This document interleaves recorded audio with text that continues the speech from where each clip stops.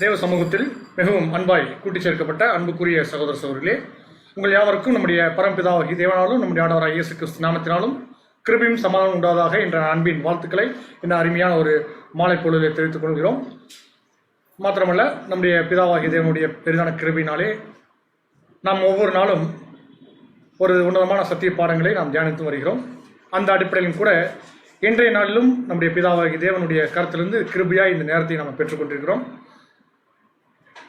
இன்னும் ஒரு பரிசுத்தமான கூடிகை காரணமாக நாம் ஜெபத்துடனே கூட இந்த கூடிகையை நாம் ஆரம்பம் செய்யலாம். நம்ம மத்தியிலே ஜெபிக்கும்படியாக நம்முடைய அன்பு சகோதரர் பிபின் அவர்களை சபையின் சார்பாக முன்னிலைக்கிறோம்.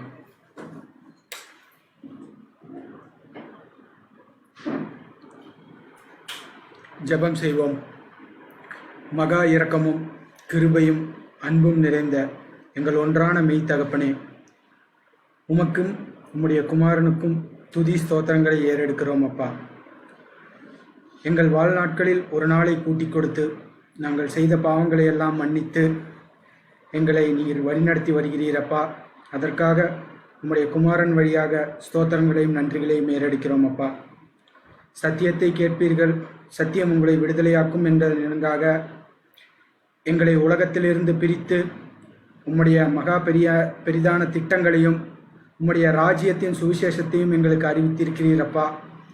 இதை நாங்கள் வெறுமனே கேட்காமல் எங்கள் இருதயத்தில் பதிய வைத்து உமக்கேற்ற கனிகளாக நாங்கள் இந்த பூமியில் வர உம்முடைய பரிசுத்த ஆவியை எங்களுக்கு அளவில்லாமல் தாரும் அப்பா. அப்பா, இப்பொழுதும் இந்த கூட்டம் துவக்கம் முதல் முடிவு வரை உம்முடைய பரிசுத்த ஆவி பேசுகின்ற தாசனை மறைத்து உம்முடைய வார்த்தையாய் வெளிவரட்டும் அப்பா. நாங்கள் கேட்டு பெற்றுக்கொள்வதற்கு எங்களுக்கு தகுதி இல்லை. நாங்கள் கேட்பதற்கு முன்பாகவே உமக்கெல்லாம் அறிவீரப்பா. இந்த மன்றாட்டை எங்களுக்கும் உம்முடைய குமாரனும் மனுக்குலத்தை மீட்ட இரட்சகரும் எங்கள் ராஜாவுமாய் இருக்கிற கிறிஸ்து இயேசுவின் வழியாக இந்த சிறிய விண்ணப்பத்தை ஏறெடுக்கிறோம். எங்கள் ஜெபங்கேலும் பரலோக பிதாவே, ஆமென்.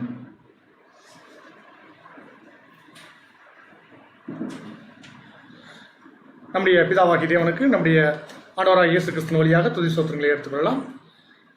இன்றைய நாளிலும் கூட நம்முடைய ஆத்மீக ஜீவிதத்திற்கு பிரயோஜனம் உள்ள வகையிலே தேர்வு செய்யப்பட்ட ஒரு வேத பகுதி, ஒரு வேத புத்தகம், கலாத்திற்கு அப்போஸ்தலனாகிய பவுல் கலாத்திற்கு எழுதின நிருபத்தை இன்னைக்கு நம்ம வசன வாரியாக நம்முடைய அன்பு சகோதரர் நிதின் பதர் அவர் வந்திருக்காங்க. அவங்க நமக்கு சத்திய பாடத்தை கற்றுக் கொடுக்க போகிறாங்க.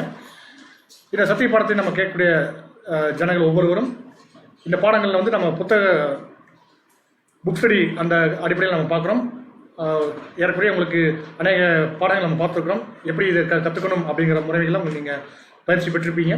அந்த அடிப்படையில் நம்ம இன்னைக்கு பார்க்கக்கூடிய பாடம் கூட பார்த்தீங்கன்னா ரொம்ப பிரயோஜனமாக அமையும். எல்லோரும் இதை கேட்டு பிரயோஜனப்படுவீங்களும் நம்ம அன்போடு கேட்டுக்கொள்கிறோம். இந்த வேலையில் கூட நம்முடைய மத்தியிலே தூது எடுக்கும்படியாக நம்முடைய அன்பு சகோதரர் நிதின் பருவர் சபையின் சார்பாக அப்படி முன்னிலைக்கிறோம்.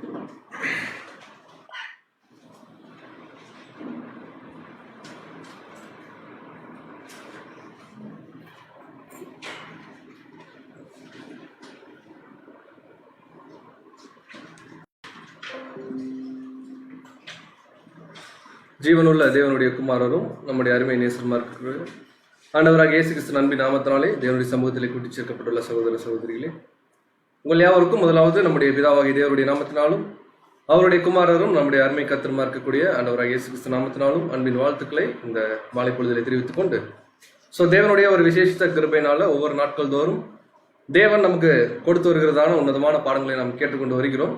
இந்த நாளிலும் கூட நம்முடைய ஆவிக்குரிய ஜீவத்துக்கு பிரயோஜனமாக நாம் வேதத்தில் இருக்கக்கூடிய ஒரு புக் ஸ்டடி என்ன பண்ண போறோம்னு பார்த்தீங்கன்னா பார்க்க போறோம். இந்த பாடத்துடைய தலைப்பு அப்போஸ்தலனாகிய பவுல் கலாத்தியருக்கு எழுதின நிருபம் அப்படின்னு நம்ம பார்க்குறோம். அப்போஸ்தலனாகிய பவுல் அநேக நிருபங்கள் எழுதியிருக்கார். நமக்கு தெரியும், ஏறக்குறைய 13 நிருபங்கள் அவர் புதிய ஏற்பாட்டு காலத்தில் எழுதியிருக்கார். அப்போஸ்தலனாகிய பவுலுடைய வாழ்க்கை, அவர் மேற்கொண்ட ஊழிய பிரயாணங்கள், இந்த கான்செப்டை நல்லா நம்ம உள்வாங்கிட்டாவே ஏறக்குறைய புதிய ஏற்பாடுல பாதி புஸ்தகங்கள் நம்ம பார்த்தீங்கன்னா ஈஸியாக விளங்கி கொள்ள ஈஸியாக இருக்கும் நம்ம பார்க்குறோம். அதன் அடிப்படையில் கூட நம்ம நிறைய நிருபங்கள் ரீசெண்ட் டைம்ல அப்போஸ்தலனாகிய பவுல் எழுதுனதை குறித்து பார்த்துட்டு இருக்கோம். அதுல இந்த கலாத்தியருக்கு எழுதின நிருபம் பார்த்தீங்கன்னா கொஞ்சம் ஸ்பெஷல். மற்ற நிருபங்களை காட்டிலும் எப்பவுமே வழக்கமாக ஸ்பெஷல்னு சொன்னா என்ன சொல்லலாங்க? இப்போ சண்டே ஸ்பெஷல் அப்படின்னு என்ன அப்படின்னு என்னன்னா வழக்கத்தை விட கொஞ்சம் இன்னும் அதிகமான ஒரு சுவாரஸ்யமான விஷயம் அப்படின்னு நம்ம பார்ப்போம். இங்க அப்போஸ்தலனாகிய பவுல் ஸ்பெஷலா எழுதின நிருபம் கலாத்தியர் அப்படின்னு ஏன் நம்ம சொல்றோம்னா, மற்ற எல்லா சபைகளும் உதாரணத்துக்கு பிலிப்பியர் ஆகட்டும், எபேசியர் ஆகட்டும், அதிகமாக பவுல் கண்டிச்சு எழுதியிருக்க மாட்டார். காரணம் இயல்பாகவே அவங்க எப்படி இருக்காங்கன்னு கேட்டிங்கன்னா ஒரு நல்ல சபையின் பிள்ளைகளாக இருந்திருக்காங்க.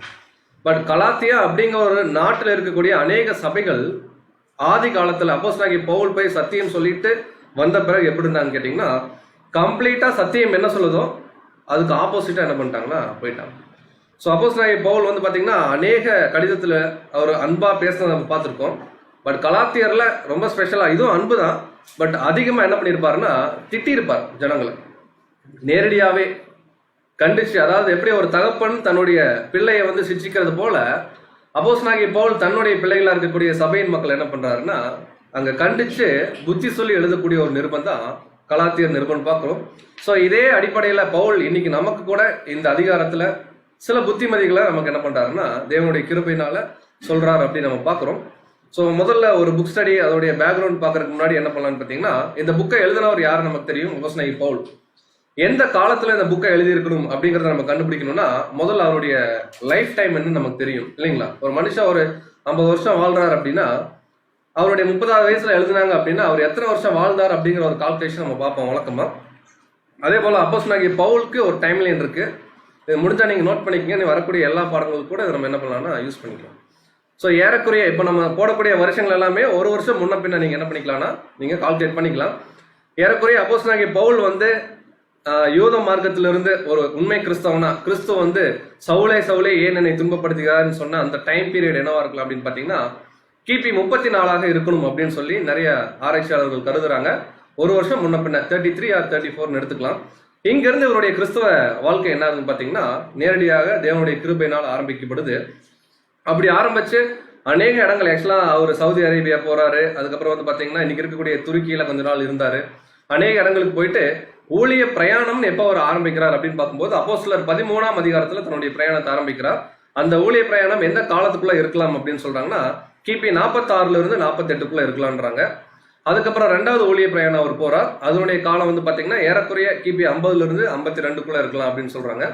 அதுக்கப்புறம் 3வது ஒரு ஊழிய பிரயாணம் அவர் போயிருக்காரு. அதனுடைய காலம் பாத்தீங்கன்னா ஏறக்குறைய கிபி 54 இருந்து 58 இருக்கலாம் அப்படின்னு சொல்றாங்க.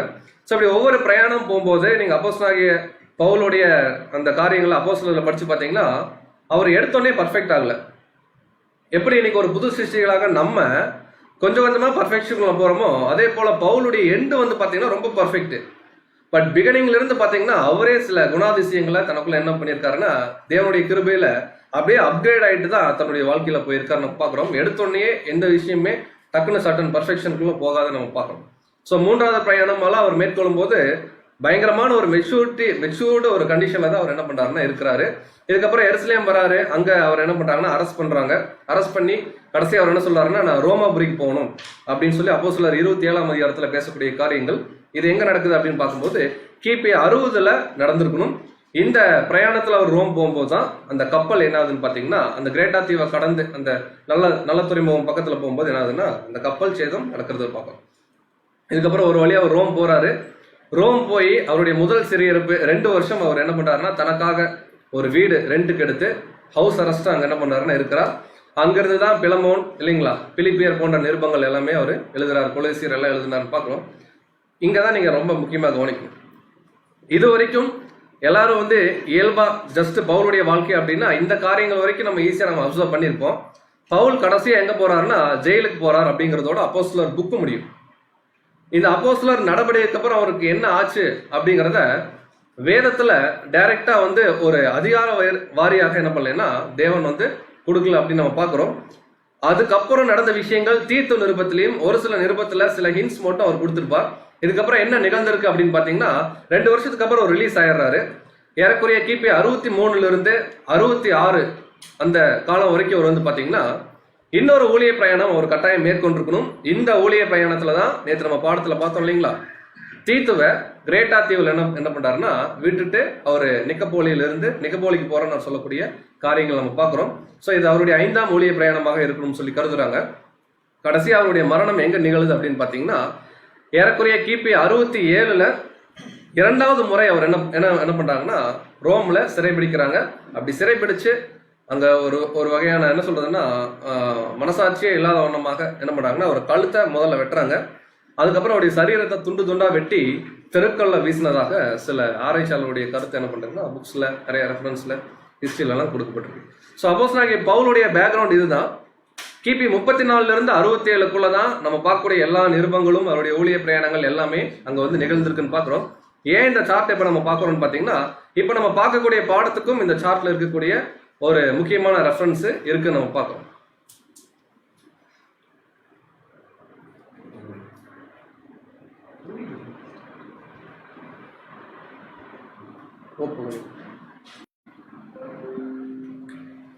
ஓகே, அன்புக்குரிய சகோதர சகோதரிகளே, தங்களுக்கு வருந்துக்கிறோம். இப்போ வந்து பார்த்தீங்கன்னா ஆல்ரெடி நம்ம டிஸ்கஸ் பண்ணிட்டு இருந்த விஷயம் தான், ரொம்ப தூரம் சப்ஜெக்ட் போகல. கலாத்தியருக்கு எழுதுறாரு. இவர் எப்போ எழுதியிருக்கோம் அப்படின்னு பார்த்தீங்கன்னா கலாத்தியருக்கு அதிகமான புத்திமதிகளை சொல்லி எழுதியிருக்காரு நம்ம பார்க்குறோம்.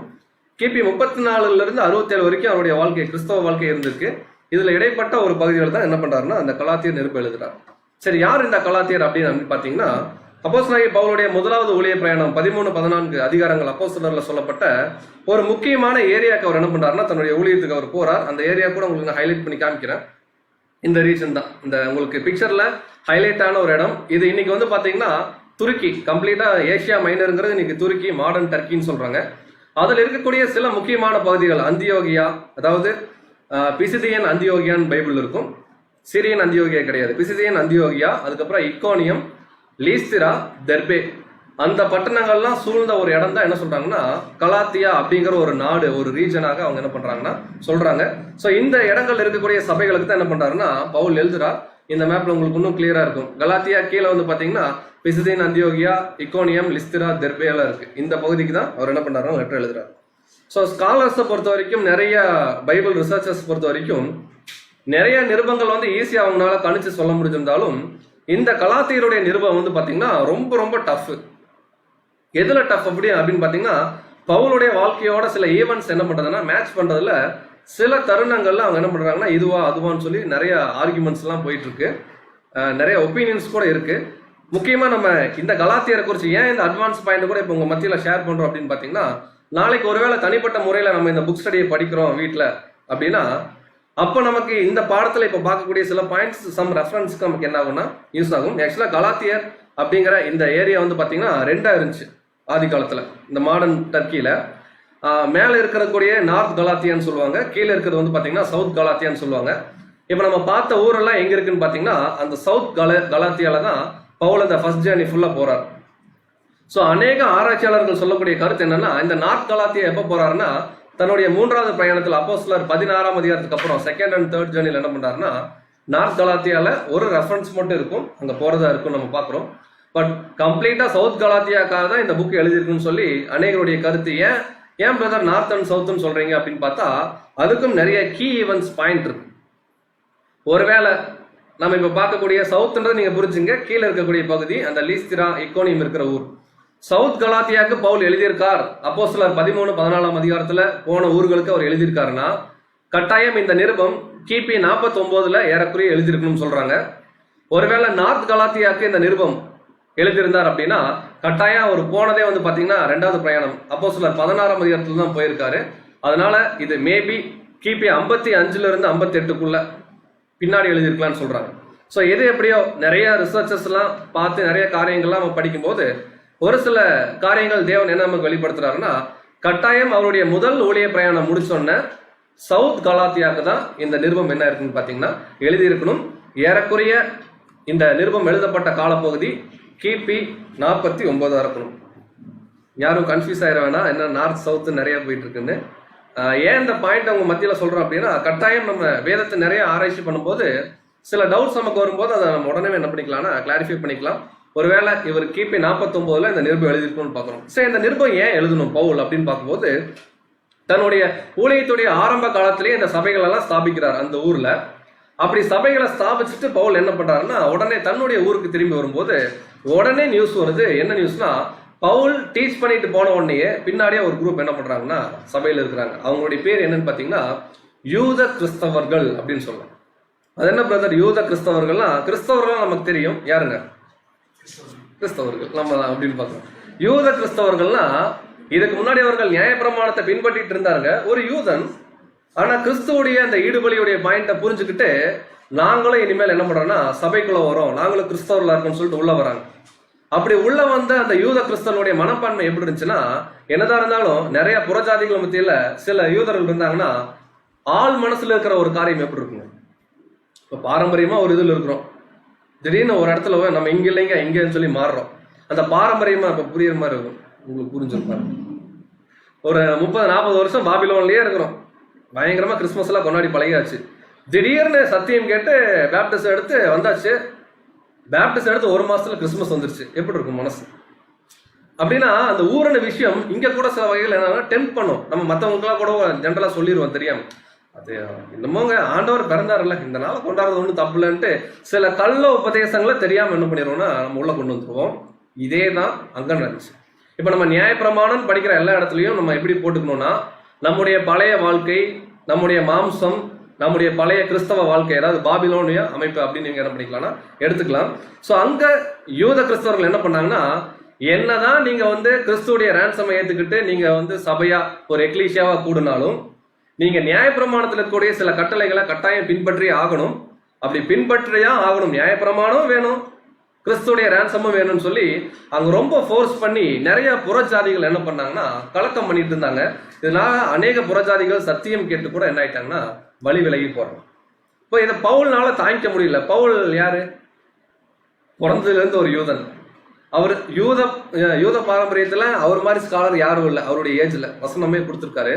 அப்படி இருந்த ஒருத்தரே இது அல்ல கிறிஸ்துடைய பிரமாணம் இதுதான் சொல்லி உள்ள வந்த பிறகு எல்லாத்துக்கும் போய் டீச் பண்ணிட்டு ஊருக்கு வந்தா திருப்பி அங்கிருந்து நியூஸ் வருது, இல்ல நிறைய யூதர்கள் என்ன பண்ணிட்டாங்கன்னா எல்லாத்தையும் என்ன பண்ணிட்டாங்க குழப்பி விட்டாங்க, எல்லாரும் திருப்பி நியாயப்பிரமாணத்தின்படி வாழணும் அப்படின்னு சொல்லி கன்ஃபியூஸ் பண்றாங்கன்னா இவருக்கு பயங்கர கோபம். இந்த கோபம் அந்த சென்ஸ் என்னன்னா கிறிஸ்துவுக்குள்ளான ஒரு கேரக்டர் தான். நீங்க கோபம்னா பவுல் இப்படி பண்றாரு அப்படி பண்றாருன்னு யோசிக்கணும். ஒரு ஆதங்கம் சொல்லலாம், ஒரு ஏக்கம் சொல்லலாம், இவ்வளவு அருமையா ஒரு வேதனைன்னு கூட சொல்லலாம். இவ்வளவு அருமையா சத்தியங்கள் சொல்லி கொடுத்து அவர்கள் ஒரு எக்லீசியாவை அங்க ஃபார்ம் பண்ண வச்சுட்டு வந்தனே, அதுக்குள்ள இந்த யூத மார்க்கத்திலிருந்து வந்த சில கிறிஸ்தவர்கள் கலகம் பண்ணி எல்லாத்தையும் இப்படி என்ன பண்றாங்கன்னா புரட்டி போட்டாங்களேன்னு ஒரு ஆதங்கத்துலதான் இமிடியேட்டா என்ன பண்றாருன்னா தன்னுடைய பிரயாணத்தை முடிச்சுட்டு கொஞ்ச நாள்லயே என்ன பண்றாருன்னா இந்த நிருபத்தை எழுதுறாரு. ஸோ இந்த நிருபத்துடைய பின்னணி இதுதான் பாக்குறோம். இதுதான் இந்த புக் ஃபுல்லா வரும். நிறைய வசனங்கள் படிக்கும்போது டைரக்டா நீங்க என்ன பண்ணிக்கலாம் அதோடைய மீனிங்கை புரிஞ்சுக்கலாம்னு பார்க்கணும். ஸோ இந்த புக்ல எத்தனை அதிகாரம் இருக்குங்க? நேத்தே கலாத்தியர் எடுப்பீங்கன்னு சொல்லியிருந்தா ஒன்று இன்னைக்கு வந்துருக்க மாட்டோம், இல்லைன்னா படிச்சுட்டு என்ன பண்ணியிருப்போம். இந்த 6 அதிகாரங்கள் இருக்கு. ஸோ என்ன பண்ணலாம்னா நம்ம எப்பவுமே புக் ஸ்டடி படிக்கும்போது ஒவ்வொரு அதிகாரத்துக்குள்ள போய் டீட்டெயிலா கேட்டகரி பார்த்துட்டு இருந்தோம். அதே போல சில அதிகாரத்துல 1ஆம் அதிகாரம் 1ஆம் வசனத்துல 2ஆம் அதிகாரம் 12ஆம் வசனம் அப்படி சொல்லி எல்லாம் பிரிப்போம். இந்த புக்கை நம்ம அப்படி பிரிக்கல, ஈஸியா புரிஞ்சுக்கிறதுக்காக 6 அதிகாரத்தை 6 ஹெட்டிங்ல பிரிச்சிட்டோம். பட் மேபி ஒரு வசனம் 2 வசனம் அடுத்த அதிகாரத்துல கூட வரும். ஸோ முதல் அதிகாரம் என்னன்னு கேட்டீங்கன்னா சுவிசேஷம் வேறொரு சுவிசேஷம், சத்தியம் அசத்தியம் அப்படின்னு எடுத்துக்கலாம். இது முதல் அதிகாரத்துல பவுல் வேதனையோடு சொல்லக்கூடிய ஒரு விஷயம்.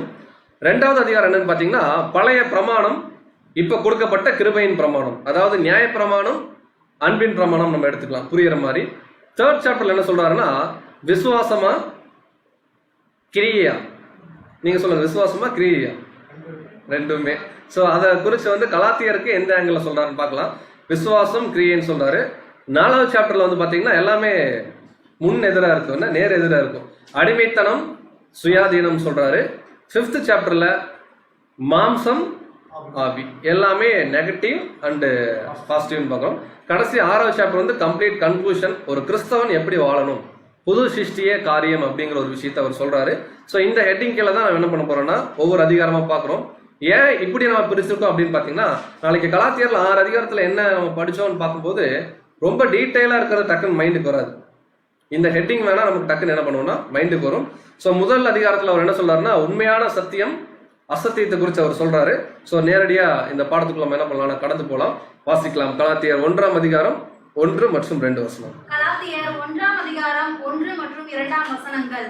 மனுஷராலும் அல்ல, மனுஷர் மூலமாயும் அல்ல, இயேசு கிறிஸ்துவினாலும் அவரை மரித்தோரிலிருந்து எழுப்பின பிதாவாகிய தேவனாலும் அப்போஸ்தலனாய் இருக்கிற பவுலாகிய நானும் என்னோட கூட இருக்கிற சகோதரர் எல்லாரும் கலாத்தியா நாட்டில் உள்ள சபைகளுக்கு எழுதுகிறதாவது. சோ அன்புக்குரிய சகோதர சகோதரிகளே, இத முதல்ல நம்ம புரிஞ்சு கொள்ள வேண்டிய பாயிண்ட் என்னன்னு பாத்தீங்கன்னா, கலாத்தியாங்கிறது ஒரு சபை அல்ல.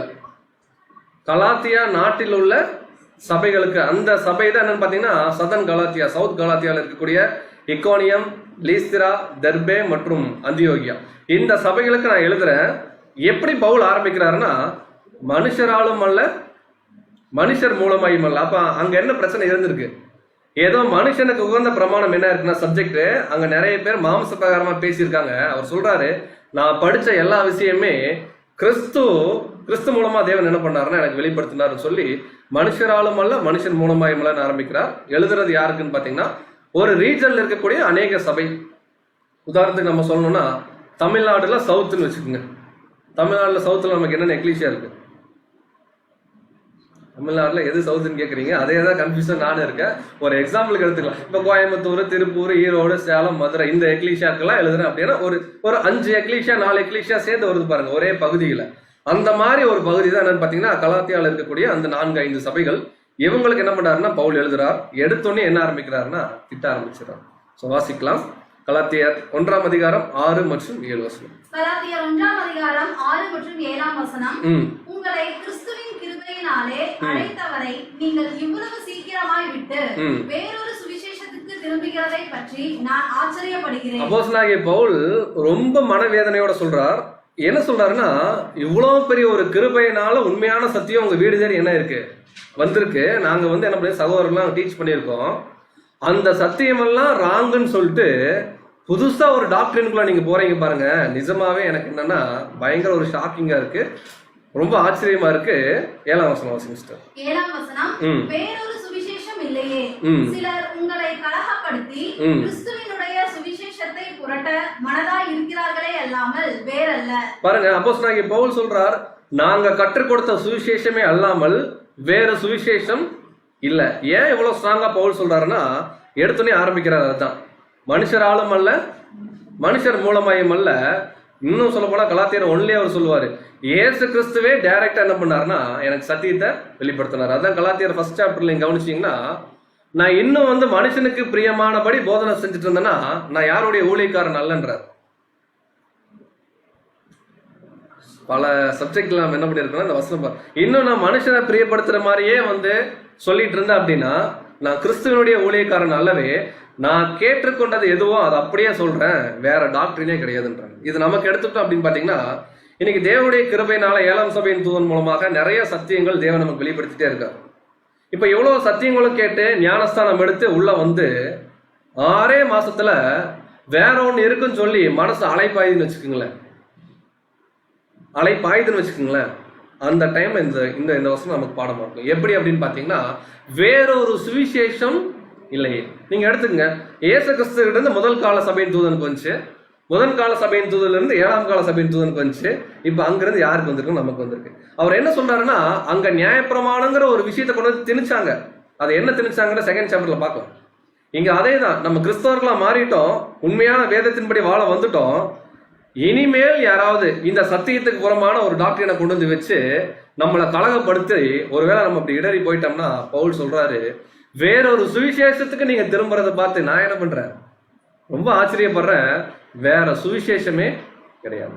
அவங்க சும்மா உங்ககிட்ட அதை சொல்லித்தர இதை சொல்லித்தரேன்னு சொல்லி உங்க மனசை குழப்புறாங்களே தவிர, டாக்டரின்னா இதுதான் டாக்டரின்னு சொல்லி பவுல் என்ன தெரியுங்களா சொல்லுவாரு, இத நானே சொன்னாலும் சரி, நான் ஒரு நிருபம் எழுதினாலும் சரி, இல்ல வானத்திலிருந்து ஒரு ஆவியை வெளிப்படுத்துன்னு சொல்லி புதுசா யாராவது ஏதாவது சொன்னாங்கன்னா நீங்க என்ன பண்ணாதீங்க, நம்பாதீங்கன்றார். ஏன் அப்படின்னு பார்க்கும்போது, கலாத்தியர் சபையில இருக்கிற எல்லாருமே குழந்தை மாதிரி. இப்ப பேப்டிஸ்ட் எடுத்து 1 வருஷம் ஆனவங்க எப்படி இருப்பாங்க? சரி, நம்ம எப்படி இருக்கோம்? 10 வருஷம் ஆகி போச்சு, எப்படி இருக்கும்? இன்னும் குழந்தைதான். இன்னும் சத்தியத்தில் என்னன்னா நல்லா மெச்சூர்டா வளரல. இப்போ ஒருவேளை யாராவது கொஞ்சம் பலவீனமா இருக்கிற சகோதரர்ல கொஞ்சம் அது தப்பு இது தப்புன்னு சொல்லி கொலை போட்டாங்கன்னா எப்படி இருக்குமோ அந்த மாதிரி தான் பயங்கரமா கொலை போட்டுருக்காங்க. யாருன்னு பாத்தீங்கன்னா கலாத்தியரை. உடனே அப்போஸ்தலனாகிய பவுல் என்ன பண்றாருன்னா, இதெல்லாம் சொல்லிட்டு, நான் எப்படி இருந்தவன் தெரியுமா இதுக்கு முன்னாடி?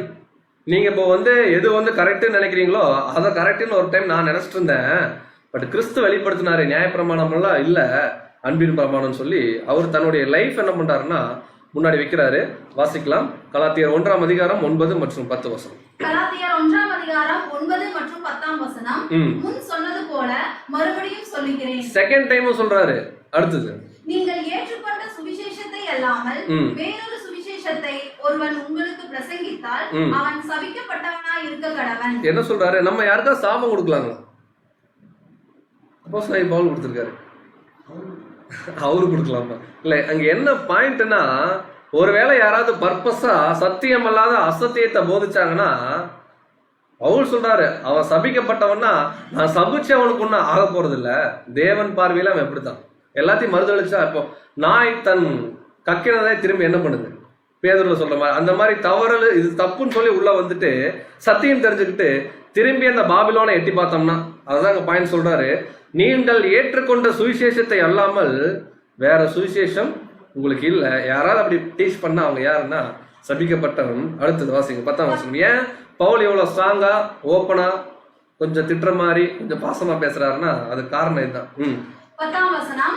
இப்பொழுது நான் மனுஷரையா தேவனையா யாரை நாடி போதிக்கிறேன்? இப்போ ஒரு தேவனுடைய பிள்ளைகளுக்கு இருக்க வேண்டிய பிரதான கேரக்டர் என்னன்னு பாத்தீங்கன்னா, இது நாட் ஓன்லி ஃபார் ஸ்பீக்கர்ஸ் இல்லைங்களா, நம்ம எல்லாருமே ஏதோ ஒரு வகையில் என்ன பண்ணிட்டு இருக்குன்னா போதிச்சுட்டு தான் இருக்கிறோம். இப்பொழுது நான் மனுஷரையா தேவனையா யாரை நாடி? பழைய ஏற்பாடு பார்க்கறோம்னா போகாதீங்க, கொஞ்சம் என்ன மாட்டேங்குது, கொஞ்சம் புரிய கஷ்டமா. புதிய ஏற்பாடுல ஒரு கேரக்டர் ஸ்டடியா என்ன பண்ணுங்க. புதிய ஏற்பாடுல கேரக்டர் ஸ்டடி எடுக்கிறது வேதத்துல இருந்து தான் எடுக்கிறோம், அதுக்காக பழைய ஏற்பாடு படிக்கவே வேணாமானா அப்படி அல்ல. இப்ப சொல்றாரு, இப்பொழுது நான் மனுஷரையா தேவனையா யாரை நாடி போதிக்கிறேன்? மனுஷரையா பிரியப்படுத்த பார்க்கிறேன். ஒருவேளை மனுஷங்களுக்கு பிடிச்ச மாதிரியா நான் பேசிட்டு இருக்கேன் அப்படிங்கிறார் பவுல். நான் இன்னும் மனுஷரை பிரியப்படுத்த பார்க்கிறவனாய் இருந்தால் நான் கிறிஸ்துவின் ஊழியக்காரன் அல்லவே. என்ன சொல்றாருன்னா, ஒருவேளை நான் மனுஷனுக்கு பிடிச்ச மாதிரியே, அதாவது மனுஷனுக்கு பிடிச்ச மாதிரினா சத்தியத்தை பேசுறதை நான் சொல்ல, நீங்க தவற எடுத்துக்க வேணாம். ஒருவேளை ஒருத்தருக்கு நீ ஆசீர்வாதமா இருப்பாங்கிற வார்த்தையை கேட்டே இருக்கணும்னு தோணுச்சுன்னா அதுக்காகவே என்ன பண்றதுன்னா, பேசப்பில்லை நீங்க கவனிச்சிருப்பீங்க, அந்த வார்த்தை என்ன பண்ணுவோம் சொல்லிட்டே இருக்கணும். இங்க சொல்றாரு, எது சத்தியமோ அதுதான் என்ன பண்ணணும்னா சொல்லணும். ஏன் அப்படின்னா கிறிஸ்துடைய ஊழியக்காரன் அப்படிதான் போதிப்பாருன்னு சொல்லி கலாத்தியருக்கு ஒரு அறிமுகத்தை கொடுக்குறாரு. என்ன அறிமுகம்? இவ்வளவு நேரம் பார்த்தது நியாயப்பிரமாணத்துடைய கட்டளைக்கு கீழ்ப்படியணும்னு சில பேர் கலக்கம் பண்ணிட்டாங்க. அவர் சொல்றாரு, அப்படியெல்லாம் ஒரு சத்தியம் கிறிஸ்து கொடுக்கவே இல்லை, நீங்க என்கிட்ட கேள்விப்பட்டதான் சத்தியம், இதை தவிர வேற விஷயமே இல்லைன்னு சொல்லி வேற சுவிசேஷத்துக்கு நீங்க திரும்புறதை பார்த்து நான் என்ன பண்றேன்னா கொஞ்சம் அதிர்ச்சி ஆகிறேன். வேற சுவிசேஷமே கிடையாதுன்ட்டு இப்ப சொல்றாரு. நான் ஏன் இதை போதிச்சேன் அப்படின்னா, நான் கிறிஸ்துடைய ஊழியக்காரன் ஆரம்பிச்சு இப்ப சொல்றாரு, அவருடைய பாஸ்ட் லைஃப் சொல்றாரு. இப்ப பவுல் ஒரு காலத்துல எதை தான் பின்பற்றிட்டு இருந்தார். இப்போ நீங்க நல்லா இந்த புக்குடைய பேக்ரவுண்டை நீங்க நல்லா கவனிக்கணும். இவங்க புறஜாதிகள் சத்தியத்துக்குள்ள வராங்க. அவங்களுக்கு கல்லையும் மண்ணையும் கும்பிட்டு இருந்தவங்க. ஆக்சுவலா அந்த கலாத்தியா பாத்தீங்கன்னா ஒரு ரோமர்களுடைய காலனியா இருந்திருக்கு. அந்த காலத்துல கல்லையும் மண்ணையும் கும்பிட்டு இருந்தவங்க திடீர்னு இயேசு கிறிஸ்துடைய ரேன்சமை பேஸ் பண்ணி சபை ஆகிறாங்க, உள்ள வராங்க. இப்ப சில யூதர்களும் ரேன்சமை விசுவாசிச்சு சபைக்குள்ள வராங்க. இப்ப யூதர்கள் என்ன சொல்றாங்கன்னா, நாங்க வச்சிருந்த பாரம்பரியமும் நீங்க கை கொண்டாதான் தேவனும் உள்ள இருப்பாரு, கிறிஸ்துவும் உள்ள இருப்பாரு, அப்பதான் நீங்க சபையா முடியும்னு சொல்லி போதிக்கும் போதுதான் பவுல் சொல்றாரு, பாரம்பரியமும் கிடையாது, நியாயப்பிரமாணம் கிடையாது. ஏன் நான் சொல்றேன்னா, ஒரு காலத்துல நான் எப்படி இருந்து தெரியுமா அப்படிங்கிறார் பவுல். சோ வாசிக்கலாம். அவர் மாதிரி நியாயப்பிரமாணத்துல ஸ்காலர் வேற யாருமே இல்ல அவருடைய ஏஜ் குரூப்ல. வாசிக்கலாம். கலாத்தியர் 1ஆம் அதிகாரம் 11 மற்றும் 12. கலாத்தியர் 1ஆம் அதிகாரம் 11 மற்றும் 12ஆம் வசனம். மேலும் சகோதரரே, என்னால் பிரசங்கிக்கப்பட்ட சுவிசேஷம் மனுஷருடைய யோசனையின் படியானதல்ல என்று உங்களுக்கு தெரிவிக்கிறேன். நான் அதை ஒரு மனுஷனால் பெற்றதும் இல்லை, மனுஷனால் கற்றதும் இல்லை, இயேசு கிறிஸ்துவே அதை எனக்கு வெளிப்படுத்தினார். இப்படி யாராவது போல்டா சொல்ல முடியுமான்னு பாத்தீங்கன்னா, யார் ஒருவர் இந்த மாதிரி ஒரு கேரக்டருக்குள்ள இதை வாங்கினாங்களோ அவங்க சொல்ல முடியும். இயேசு கிறிஸ்து எப்ப பவுலுக்கு இதை வெளிப்படுத்தினார்? அவர் தமஸ்கு அந்த நிருபம் வாங்கிட்டு போய் எல்லாத்தையும் துன்பப்படுத்த போகும்போது, கிறிஸ்து சவுளே சவுளே ஏன் என்னை துன்பப்படுத்துகிறான்னு கேட்டு எல்லாத்தையும் வெளிப்படுத்தணும்னு ஆக்சுவலா அவருக்கு கண் பார்வை போனது கூட அந்த டைம்ல இல்லைங்களா, கொஞ்சம் மங்களாச்சு. நான் அதை ஒரு மனுஷனால் பெற்றதும் இல்லை, ஒரு மனுஷனால் கற்றதும் இல்லை, கிறிஸ்துவே டைரக்டா என்ன பண்ணாருன்னா வெளிப்படுத்தினார் அப்படின்னு சொல்லிட்டு அவருடைய அந்த பழைய படிப்பு தன்மையை குறித்து சொல்றார். 14ஆம் வசனம். கலாத்தியர் 1ஆம் அதிகாரம் 14ஆம் வசனம். என் ஜனத்தாரில் என் வயதுள்ள அநேகரை பார்க்கிலும் யூத மார்க்கத்திலே தேறினவனாய் என் பிதாக்களுடைய பாரம்பரிய நியாயங்களுக்காக மிகவும் பக்தி வைராக்கியம் உள்ளவனாய் இருந்தேன். இது எப்படி தெரியுங்களா இருக்கு? இப்ப நமக்கு புரியுற மாதிரி கொஞ்சம் இன்ட்ராக்ஷனோட பேசணும்னா, நல்ல இப்போ சத்தியத்துல இருக்கிற ஒரு நல்ல சகோதரன், நல்லா வந்து சபையில ஊழியம் பண்ணக்கூடிய ஒரு சகோதரன், நல்ல ஒரு மூத்த சகோதரர் ஒருத்தர் இருக்காருன்னு வச்சுக்கோங்களேன். புதுசா சத்தியம் கேட்ட ஒருத்தர் வராங்க, ஆனாலும் பாபிலோனை விடவே முடியல. ஸ்டில் அதனுடைய பாதிப்பு கொஞ்சம் அவங்களுக்குள்ள இருந்துட்டே இருக்கு. உடனே அந்த சத்தியத்துல நல்லா ஓடக்கூடிய ஒரு மூத்த சகோதரர் சொல்றாரு, நாங்களும் பாபிலோன்ல எப்படி தெரியுங்களா இருந்தேன், நான் ஆல்ரெடி யாரு தான், நான் பாபிலோன்ல கிளாஸ் எடுத்துட்டு இருந்தேன் அப்படின்னு சொல்லுவோம் இல்லைங்களா. அந்த மாதிரி இங்க சொல்றாரு, நீங்க நியாயப்பிரமாணம் தான் முக்கியம்னு சொல்லி சில பேர் கலக்கப்படுத்தினால இப்ப கன்ஃபியூஸ் ஆகி உள்ள இருக்கிறீங்க. நான் சொல்றேன், நான் நியாயப்பிரமாணத்துல யாரு தெரியுமான்றார். அவருடைய ஏஜ் குரூப்ல இது அப்போஸ்தலனாகிய பவுல் எழுதும் போது ஏறக்குறைய அவருக்கு ஒரு 40 வயசு இருந்திருக்கலாம். என்னுடைய ஏஜ் குரூப்ல ஏர்லியர் டைம்ல சொல்றாரு, என்னுடைய ஏஜ் குரூப்ல என்ன மாதிரி ஸ்காலர் வேற யாரும் இல்லை நியாயப்பிரமாணத்துல. ஏன்னா நான் படிச்ச இடம் அந்த மாதிரி கமாலியல் கிட்ட படிச்சேன். அது மாத்திரம் இல்ல, எல்லா விஷயங்களும் நான் ரொம்ப சின்சியரா ஃபாலோ பண்ணேன். ஓய்வுனாலா கரெக்டா ஃபாலோ பண்ணேன், விருத்த சேதனமா கரெக்டா ஃபாலோ பண்ணேன், யூதர்கள் தான் தேவனுடைய பிள்ளைகளா அவங்களோட மட்டும் தான் இருப்பேன், புறஜாதிகளை ஒதுக்கணும், இதெல்லாமே நான் பண்ணிட்டு இருந்தேன். அந்த அளவுக்கு பக்தி வைராக்கியம் உள்ள இருந்தேன் நானு. இப்ப யாருக்கு வந்து டீச் பண்ணியிருக்கிறேன்? புறஜாதி கலாத்தியர் சொல்றாரு, புறஜாதிகளா இவங்களுக்கு டீச் பண்ணியிருக்கிறேன். ஏன் நான் டீச் பண்ணேன்னு என்னைக்காவது நீங்க யோசிச்சீங்களா? நீங்க இப்ப யூத பாரம்பரியம் முக்கியம் உள்ள போறீங்க இல்லையா, அது தப்புன்னு சொல்லி வெளியே வந்தது நானு. ஏன்னா இதை எனக்கு இயேசு கிறிஸ்துவே டைரக்ட் என்ன பண்ணிட்டாருன்னா வெளிப்படுத்திட்டாருன்னு சொல்லி தன்னுடைய பழைய லைஃப் எப்படி கிறிஸ்துவுக்குள்ள கன்வெர்ட் ஆனார் அப்படிங்கிற ஒரு பாயிண்ட சொல்றாரு. சோ முதல் அப்போஸ்தலனாகிய பவுல் தான் கிறிஸ்துவை ஏற்றுக்கொண்ட உடனே அவர் என்ன பண்ணார் வாசிக்கலாம். கலாத்தியர் 1:17 மற்றும் 18 வசனம். கலாத்தியர் 1:17-18 வசனங்கள். எனக்கு முன்னே அப்போஸ்தலர் ஆனவர்கள் இடத்திலே எருசலேமுக்கு போகாமலும் அரபி தேசத்துக்கு புறப்பட்டு போய் மறுபடியும் தமஸ்கு ஊருக்கு திரும்பி வந்தேன். 3 வருஷம் சென்ற பின்பு பேதுருவை கண்டு கொள்ளும்படி நான் எருசலேமுக்கு போய் அவனிடத்தில் 15 நாள் தங்கி இருந்தேன். ஓகே, இந்த காரியங்கள் நீங்க அப்போஸ்தலர் 9ஆம் அதிகாரம் அதை தொடர்ந்து இருக்கிற அதிகாரத்துல படிச்சீங்கன்னா சில பாயிண்ட்ஸ் எல்லாம் அங்க கொடுக்கப்பட்டிருக்குன்னு பாக்குறோம். இதுல இருக்கிற ஒரு பாயிண்ட் மட்டும் அப்போஸ்தலர்ல இருக்காது. அது என்னன்றது நீங்க என்ன பண்ணலாம்னா ஹோம்வொர்க்கை பாருங்க. சோ இங்க என்ன சொல்றாருன்னா, ஃபர்ஸ்ட் கிறிஸ்துவ நான் ஏற்றுக்கொண்ட பிறகு டைரக்டா நான் ஜெருசலேம் போகல, எங்க போறேன்னா தமஸ்குக்கு போறேன். அப்புறம் 3 வருஷம் கழிஞ்ச பின்பு ஆக்சுவலா அரேபியா 3 வருஷம் இருக்காரு. அதான் மேல சொல்றாரு, அரேபியா தேசத்துக்கு புறப்பட்டு போய் மறுபடியும் தமஸ்கு வரேன். 3 வருஷம் கழிச்சு தான் முதல்ல எருசலேமே போறேன் கன்வெர்ட் ஆன பிறகு. அப்படி போகும்போது பேதுருவை பார்த்து என்ன பண்றாருன்னா, பேதுரு கூட எத்தனை நாள் இருந்திருக்காரு? 15 நாள். ஆக்சுவலா அந்த டைம்ல என்ன நடந்துச்சுன்னு பாத்தீங்கன்னா, யாருமே இவர் வந்து ஏத்துக்கல. இவர் ஒரு ஸ்பை, இவர் வந்து யூதர்களுக்காக வேவு பார்க்க வந்தவர் நினைச்சு யாரும் ஏத்துக்காதப்போ பர்னபா தான் முதல்ல வந்து அப்போஸ்தலனாகிய பவுல் என்ன பண்றாருன்னா ரெக்கமெண்ட் பண்ணி சபைகளை சேர்க்கிறார். இந்த விஷயத்த சொல்றாரு, தன்னுடைய பாஸ்ட் லைஃபை சொல்லிட்டு இருக்கார். தொடர்ந்து அதுல 2ஆம் அதிகாரத்துல என்ன இருக்குன்னு பாத்தீங்கன்னா, சோ இந்த 3 வருஷம் அரேபியா போறது, அதுக்கப்புறம் திரும்பி அவர் தமஸ்கு வர்றாரு. அப்போஸ்தலர் சில பேரை மாத்திரம் பார்த்து அங்க ஊழியம் பண்ணி முடிச்சோன்னே முதலாவது பிரயாணம் அவர் ஆரம்பிக்கிறார். அப்போஸ்தலர் 13-14 அதிகாரங்கள்ல அவர் ஜேர்னி போறாரு. இந்த ஜேர்னி போய் முடிச்சுட்டு தான் அந்த புக் எழுதுறாரு. ஃபர்ஸ்ட் புக் அப்போஸ்தலனாகிய பவுல் எழுதுனா ஃபர்ஸ்ட் புக்கா இருக்கும்னு சொல்றாங்க. இப்ப என்ன பிரச்சனை, என்ன பிரதர் யூத பாரம்பரியத்துக்கும் கிறிஸ்தவத்துக்கும் என்ன பிரச்சனை அப்படின்னு பாத்தீங்கன்னா, 2nd சாப்டர்ல கிளியரா சொல்றார், பிரமாணம் கிருபை. யூதர்கள் என்ன ஃபோர்ஸ் பண்ணாங்கன்னு பாத்தீங்கன்னா, இப்போ உதாரணத்துக்கு எடுத்துக்கங்களேன், இப்போ சகோதரர்லாம் எடுத்துக்கோங்க, நம்ம வந்து சத்தியம் கேட்டு உள்ள வந்துட்டோம் சரிங்களா. அப்படி சத்தியம் கேட்டு வந்த நம்ம கம்பல்சரி மாம்சத்துல விருத்த சேதனம் பண்ணாதான் கிறிஸ்துவோடைய ஊழியக்காரன்னு சொன்னா எப்படி இருக்கும்? இதை யார் வந்து போதிச்சாங்கன்னா, அன்னைக்கு இருந்த யூத கிறிஸ்தவர்கள் என்ன பண்ணாங்கன்னா இன்டைரக்டா அதை வந்து சொல்லிட்டு இருந்தாங்க, நீங்க எல்லாம் கரெக்ட் தாங்க, ஈடுபலி எல்லாம் கரெக்ட் தான், ஆனாலும் நீங்க எங்களை மாதிரி சுத்தமா இருக்கணும்னா நீங்க என்ன பண்ணணும்? அதுல அவங்களுக்கு ஒரு மேட்டிமை, எங்களை மாதிரி சுத்தமா நீங்க மாம்சத்துல என்ன பண்ணணும்னா விருத்த சேதனம் பண்ணணும்னு சொல்லி ஒரு பிரச்சனை பண்றாங்க. இந்த பிரச்சனையை குறித்து தான் அப்போஸ்தலனாகிய பவுல் இங்க அவர் எழுதுறாரு, பாக்குறோம். வாசிக்கலாம். கலாத்தியர் 2ஆம் அதிகாரம் வசனம் 1 மற்றும் 2. கலாத்தியர் 2ஆம் அதிகாரம் 1-2 வசனங்கள். 14 வருஷம் சென்ற பின்பு எங்கேயோ ஆரம்பிக்கிறார் பவுல், ஏதோ ஒரு குரோனாலஜி பேசுறாரு. 14 வருஷம் சென்ற பின்பு நான் தீத்துவை கூட்டிக் கொண்டு. யாருங்க? இங்கே கேள்விப்பட்ட மாதிரி இருக்கா? சில பேர் இன்னும் யோசிக்கிறாங்க. நேத்து பார்த்தோம், பாடத்துல பார்த்தோம் இல்லைங்களா, அவருதான். நான் தீத்துவை கூட்டிக் கொண்டு பர்னபா உடனே கூட மறுபடியும் எருசலேமுக்கு போனேன். சோ பர்னபா உடனே கூட மறுபடியும் எங்க போறாருன்னா ஜெருசலேம் போறாரு. இதெல்லாம் யாருக்கு சொல்லிட்டு இருக்காரு? கலாத்தியருக்கு சொல்றாரு. அப்ப கலாத்திய சபையில ஆல்ரெடி யார் உள்ள போயிருக்காருன்னா பர்னபாவும் பவுலும் தான் ஊழியம் பண்ணாங்க. இப்ப அந்த இன்சிடென்ட்க்கு அப்புறம் நடக்கிறத சொல்றாரு. ஒரு 14 இயர்ஸ்க்கு அப்புறம் நாங்க 3 பேரும் ஜெருசலேம் போறோம். அடுத்தது 2ஆம் வசனம். நான் தேவ அறிவிப்பினாலே போய் புறஜாதிகள் அவர்களிடத்தில் நான் பிரசங்கிக்கிற சுவிசேஷத்தை அவர்களுக்கு விவரித்து காண்பித்தேன். ஆயினும் நான் ஓடினதும் வீணாகாதபடிக்கு எண்ணிக்கையுள்ளவர்களுக்கே தனிமையாய் விவரித்து காண்பித்தேன். அன்புக்குரிய சகோதர சகோதரிகளே, ஒரு தாழ்மையான வேண்டுகோள், நீங்க நல்லா கவனிக்கணும். ஏன் அப்படின்னு பாத்தீங்கன்னா, இருக்கிறதுலே கலாத்தியர் நிருபத்திலே கொஞ்சம் புரிஞ்சுக்குள்ள கொஞ்சம் கஷ்டமான ஒரு சாப்டர் எது அப்படின்னு பாத்தீங்கன்னா, இன்சிடென்ட் எல்லாம் புரிஞ்சிடும். ஒருவேளை பவுல் லைஃபோட இதை எங்க நம்ம சூட் பண்ணலாம்னு பார்க்கும்போது கொஞ்சம் நம்மளே ரொம்ப டெஸ்ட் பண்ணக்கூடிய ஒரு புக் என்னன்னு பாத்தீங்கன்னா இந்த செகண்ட் சாப்டர் தான். 14 இயர்ஸ்க்கு அப்புறம் நானும் பர்னபாவும் தீத்துவும் எங்க போறோம்? ஜெருசலேம் போறோம்னு பவுல் சொல்றாரு.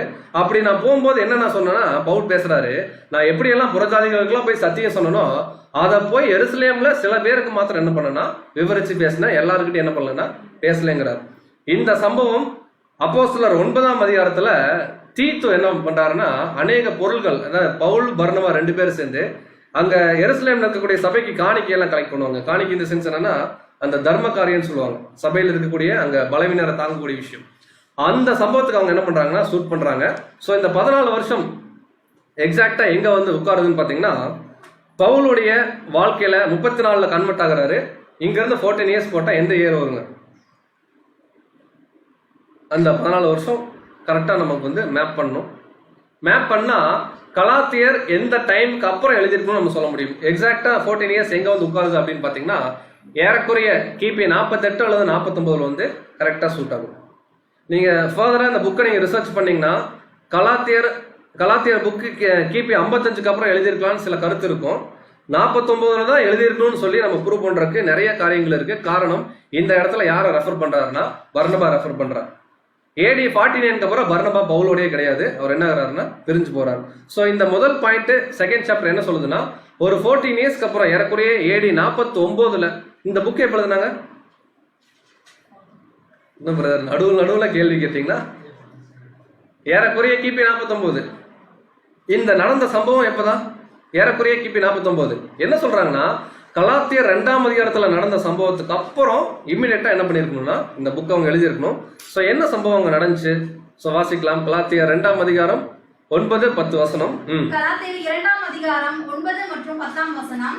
எனக்கு அளிக்கப்பட்ட கிருபையை அறிந்த போது தூங்கலாக எண்ணப்பட்ட யாக்கோப்பும் கேபாவும் யோவானும் தாங்கள் விருத்த சேதனம் உள்ளவர்களுக்கும் நாங்கள் புறஜாதிகளுக்கும் பிரசங்கிக்கும்படி அந்நியோன்ய ஐக்கியத்திற்கு அடையாளமாக எனக்கு பர்னபாவுக்கும் வலதுகை கொடுத்து 10ஆம் வசனம் தரித்திரரை நினைத்துக் கொள்ளும்படிக்கு மாத்திரம் சொன்னார்கள்.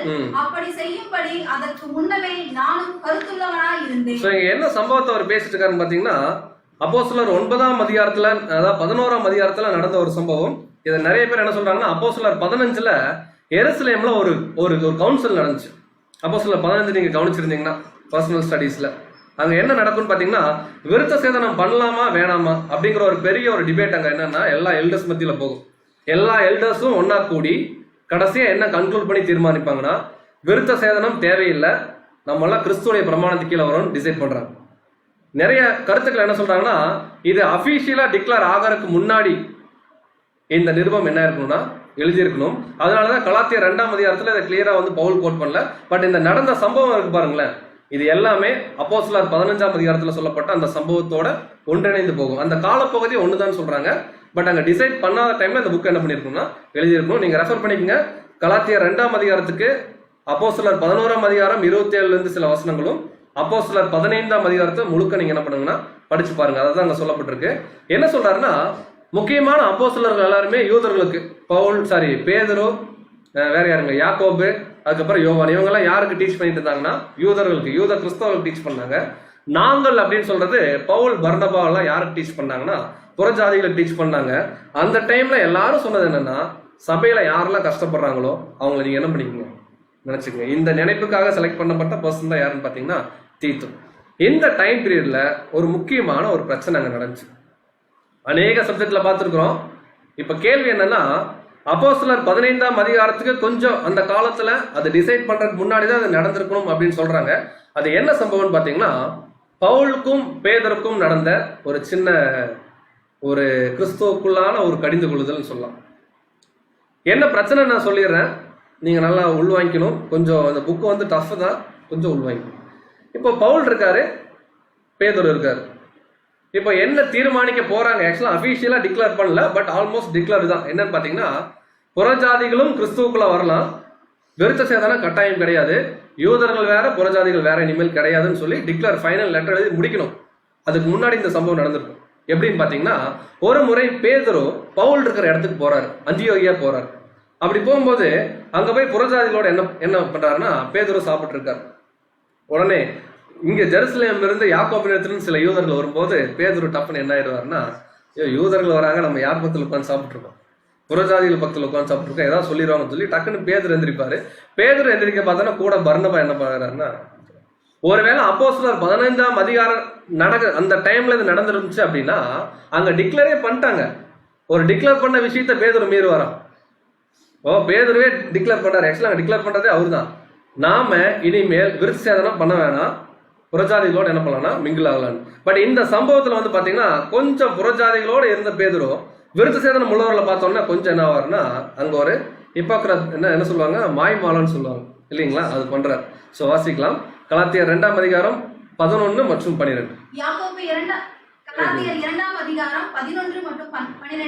யாக்கோபு நிருபம் கட்டாயம் இன்னொரு நாள் என்ன பண்ணிடலாம், படிச்சிடலாம்.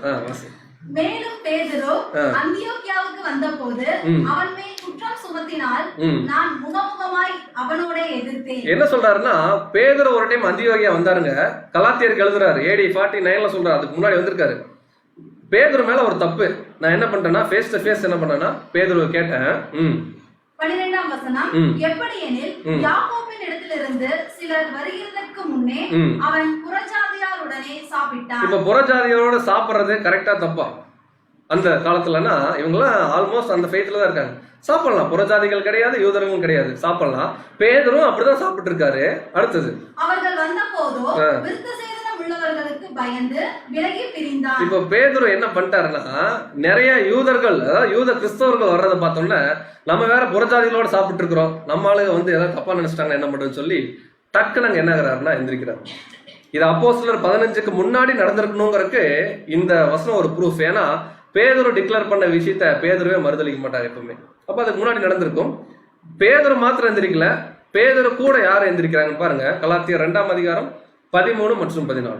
கலாத்தியர் 2ஆம் அதிகாரம் 13 மற்றும் 14ஆம் வசனம், மற்ற யூதரும் அவனுடனே கூட மாயம் பண்ணினார்கள், அவர்களுடைய மாயத்தினாலே பர்னபாவும் இழுப்புண்டான். சோ பிரச்சனையே இங்க இதாங்க. ஆதி காலத்துல ஆக்சுவலா பேதுரு வந்து இங்க ஒரு சின்ன ஒரு மிஸ்டேக் தான் பண்றாரு. ஏன் நம்ம டீட்டெயிலா பாக்குறோம்னா, பிரச்சனை என்னன்னா யூத பாரம்பரியத்துக்கு எல்லாரும் கொஞ்சம் அடிமையாகக்கூடிய சூழ்நிலைக்கு போயிட்டாங்க புறஜாதிகளும்.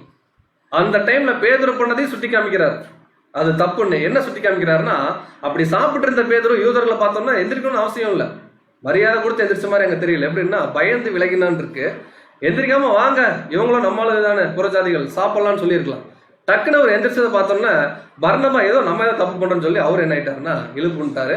அவர்களுடைய மாயத்தினாலே பர்னபா என்ன ஆயிட்டாருன்னா அங்க இழுப்புண்டு போறார். வாசிங்க 14ஆம் வசனம், இப்படி அவர்கள் சுவிசேஷத்தின் சத்தியத்துக்கு ஏற்றபடி சரியாய் நடவாததை நான் கண்டபோது. நீங்க சொல்லுங்க, பவுல் பெரிய ஊழியக்காரரா பேதுரு பெரிய ஊழியக்காரர்? நம்ம சொல்லிக்கலாம், அவங்க சொல்ல மாட்டாங்க, நம்ம சொல்லிக்கலாம். இந்த டைம்ல பேதுரு தான் எக்ஸாக்டா வந்து பாத்தீங்கன்னா. ஏன்னா பேதுரு ஆதிகால சபையின் மூப்பர், கிட்டத்தட்ட யாக்கோபா ஊர்ல ஒரு நல்ல கிரேட்ல இருந்தார். பவுல் இப்பதான் என்ட்ரி ஆகிறாரு ஊழியத்துல, வந்து கொஞ்ச நாள் தான் ஆயிருக்கு இப்போ. ஆனா பவுல் என்ன ஒரு கான்பிடன்ட்ல இருக்காருன்னா, கம்ப்ளீட்டா எனக்கு சத்தியம் சொன்னது யாரு? கிறிஸ்து.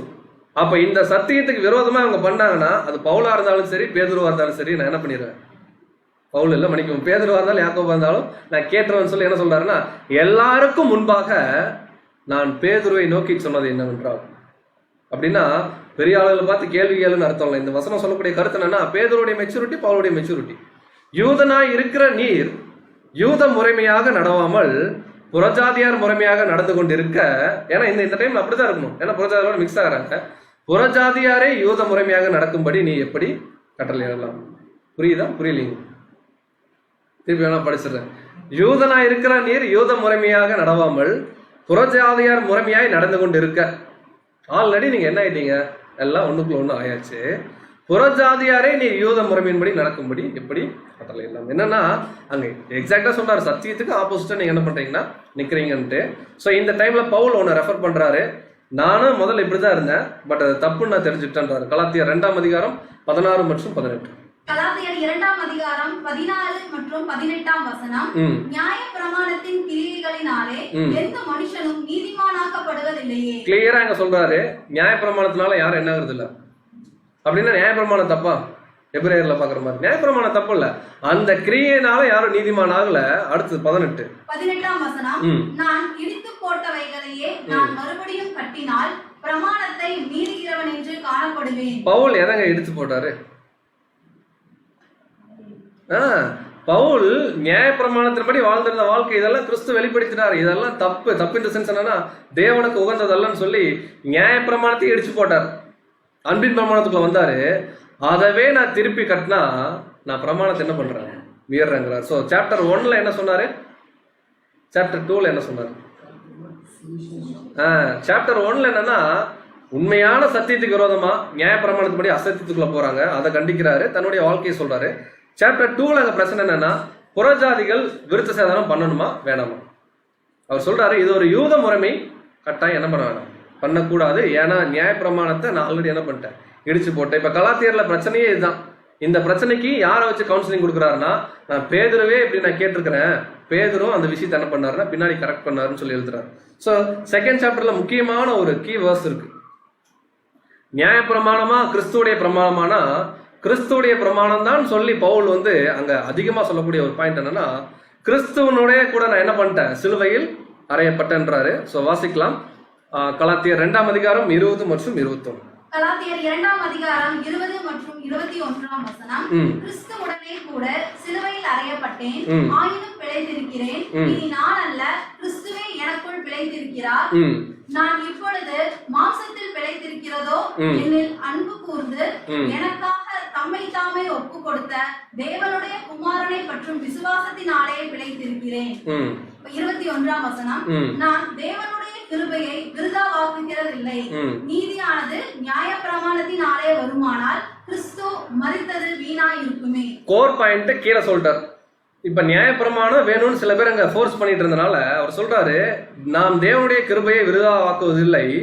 நீதிங்கிறது நியாயப்பிரமாணத்துல வந்துருச்சுன்னா இயேசு கிறிஸ்து வர வேண்டிய அவசியமே இல்லையே. நான் உங்களுக்கு யாரை பத்தி போதிக்கிறேன்னா, நமக்கு ஜீவன் கொடுத்த இயேசு கிறிஸ்து, அவரை தான் நம்ம விசுவாசிக்கணுங்கிறத எப்படி சொல்றாருன்னா, கிறிஸ்து உடனே கூட நான் என்ன பண்ணிட்டேன், பவுலுடைய பழைய நியாயப்பிரமாணம் ஆகட்டும், பழைய வாழ்க்கையாகட்டும், எல்லாமே கிறிஸ்துடனே கூட என்ன ஆயிடுச்சு, சிலுவையில் அறையப்பட்டாச்சு.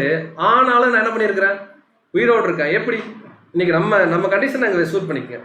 இயேசு கிறிஸ்து ரான்சம் மூலமா எனக்கு என்ன கிடைச்சிருக்கு, உயிர் கிடைச்சிருக்கு ஞானஸ்நானத்தின் மூலமா. இப்போ நான் பிழைச்சிருக்கேன். இப்பொழுது நான் மாம்சத்தில் பிழைத்திருக்கிறதோ, என்னில் அன்பு கூர்ந்து எனக்காக தம்மை தாமே ஒப்பு கொடுத்த தேவனுடைய குமாரனை பற்றும் விசுவாசத்தினால என்ன பண்ணும். ஸோ இங்க பாயிண்ட் என்னன்னா, விசுவாசமா கிரியா அப்படிங்கிற ஒரு பாயிண்ட்டுக்குள்ள போற மாதிரி இருக்கு. அதுதான் 3rd சாப்டர்ல நம்ம பார்க்கக்கூடிய விஷயம், விசுவாசம் கிரியை. இங்க நீங்க கிரியைன்றதை நீங்க எப்படி புரிஞ்சுக்கூடாதுன்னா, நம்ம பண்ற கிரியோட கம்பேர் பண்ணுவோம். அங்க என்ன நினைச்சிட்டு இருந்தாங்கன்னா, நியாயப்பிரமாணத்தில் இருக்கிற மாதிரி பண்டிகை அனுசரிச்சு ஓய்வு நாள் அனுசரிச்சா எல்லாமே கிடைச்சிடும் நினைச்சாங்க. அவர் சொல்றாரு, அந்த கிரியை கிடையாது. ஃபெய்த், யார் மேல வைக்கக்கூடிய ஃபெய்த்னா கிறிஸ்து மேல வைக்கக்கூடிய ஃபெய்த். இப்ப பவுல் இன்னொரு முறை கலாத்தியரை கொஞ்சம் என்ன பண்றாருன்னா பேசுறார். ஸோ வாசிக்கலாம். இதை நம்ம பத்தி கூட எடுத்துக்கலாம். கலாத்தியர் 3ஆம் அதிகாரம் வசனம் 1 மற்றும் 2. கலாத்தியர் 3ஆம் அதிகாரம் வசனங்கள் 1 மற்றும் 2. புத்தி இல்லாத கலாத்தியரே, நீங்கள் சத்தியத்திற்கு கீழ்ப்படியாமல் போகத்தக்கதாக உங்களை மயக்கினவன் யார்? ஸோ இப்போ கலாத்தியரை விட்டுறலாம், இந்த கலாத்தியருக்கு வந்துடலாம் இல்லைங்களா? இப்போ நல்லா நம்ம திங்க் பண்ணலாம். நமக்கு எல்லா டாக்டரையுமே தெரியும், சத்தியம் தெரியும், ஆனா ஸ்டில் நம்ம ஏதோ ஒரு மயக்கத்துல தான் இருக்கிறோம். கரெக்டா இல்லைங்களா? டாக்டர்லாம் நம்ம மயக்கத்தில் இருக்கிற மாதிரி தெரியல, கேரக்டர்ல நம்ம பார்க்குறோம். அவர் என்ன சொல்றாருன்னா, நீங்கள் சத்தியத்துக்கு கீழ்ப்படியாமல் போகத்தக்கதாக. சத்தியம் இது சொல்லுது, இப்படித்தான் நடக்கணும். ஆனா இப்படி நீங்க என்ன பண்றது இல்ல, நடக்கிறது இல்ல. உங்களை மயக்கினவன் யார்? அடுத்தது, இயேசு கிறிஸ்து சிலுவையில் அறையப்பட்டவராக உங்கள் கண்களுக்கு முன் பிரத்யட்சமாய் உங்களுக்குள்ளே வெளிப்படுத்தப்பட்டிருந்தாரே. அவர் என்ன சொல்றாருன்னா, கம்ப்ளீட் டீச்சிங்கை நான் கொடுத்துட்டேன் இயேசு கிறிஸ்துடைய ரான்சமை பத்தி. எவ்வளவு தெரிஞ்சும் திரும்பி நீங்க பழைய பிரமாணத்துக்கு போறது எவ்வளவு மோசம். ஒன்னே ஒண்ணு மட்டும் நான் கேட்க விரும்புறேன்றார். வாசிக்கலாம். Second verse. ஒன்றை மாத்திரம் உங்களிடத்தில் அறிய விரும்புகிறேன், நியாயப்பிரமாணத்தின் கிரியைகளினாலேயே விசுவாச கேள்வியினாலேயோ எதினாலே ஆவியை பெற்றீர்கள். சோ 3rd சாப்டருடைய கண்டினியூஷன் நம்ம பார்க்கிறோம். விசுவாசமா கிரியா. ஃபர்ஸ்ட் சாப்டர் உங்க இன்ட்ராக்ஷனோட போனதான் கரெக்டா போகும் போல இருக்கு. சுவிசேஷம் வேறொரு சுவிசேஷம். செகண்ட் சாப்டர் பழைய பிரமாணம் நமக்கு புரியுற மாதிரினா விருத்த சேதனம் பண்ணணுமா வேணாமா. தேர்ட் சாப்டர் என்னன்னா நியாய பிரமாணத்துல இருக்கிற எல்லாத்தையும் கரெக்டா பண்ணிட்டா நம்ம தேவன்கிட்ட போயிடலாமா, இல்ல ரேன்சம் உடைய ஃபெய்த்ல போகுமானா அவர் சொல்றாரு, ஒன்னே ஒண்ணு மாத்திரம் நான் கேட்கிறேன், நியாயப்பிரமாணத்தின் கிரியைகளினாலேயோ விசுவாச கேள்வியினாலேயோ எதனாலே நீங்கள் ஆவியை பெற்றீர்கள். ஸோ இன்னைக்கு நம்ம ஸ்டில் நியாயப்பிரமாணத்தை ஃபாலோ பண்றதில்ல. நம்ம என்ன நினைச்சுக்கோன்னு பார்த்தீங்கன்னா, நம்ம நல்லா ஊழியம் பண்ணிட்டு இருக்கோம், கடவுளுக்கு உகந்த வாழ்க்கை வாழ்றோம், இந்த வாழ்க்கை எப்படியே பர்ஃபெக்டா போனா நம்ம எங்க போயிடலாம், ஐயோ போயிடலாம் இல்லைங்களா. கிளியரா சொல்றாரு, ஏசு கிறிஸ்துடைய ரேன்சம்ங்கிற பாயிண்ட் மாத்திரம் இல்லைன்னா நம்ம பண்ற எந்த ஒரு கிரியைக்கும் இங்க வேலிடிட்டி இல்லை. அவர் அங்க எங்க கம்பேர் பண்றாருன்னா நியாயப்பிரமாணம் சொல்றாரு. அவர் என்ன சொல்றாருன்னா, இவ்வளவு மோசமா டக்குன்னு ஸ்லிப் ஆகி விழுந்தீங்களே என்ன காரணம் கேட்கிறாரு.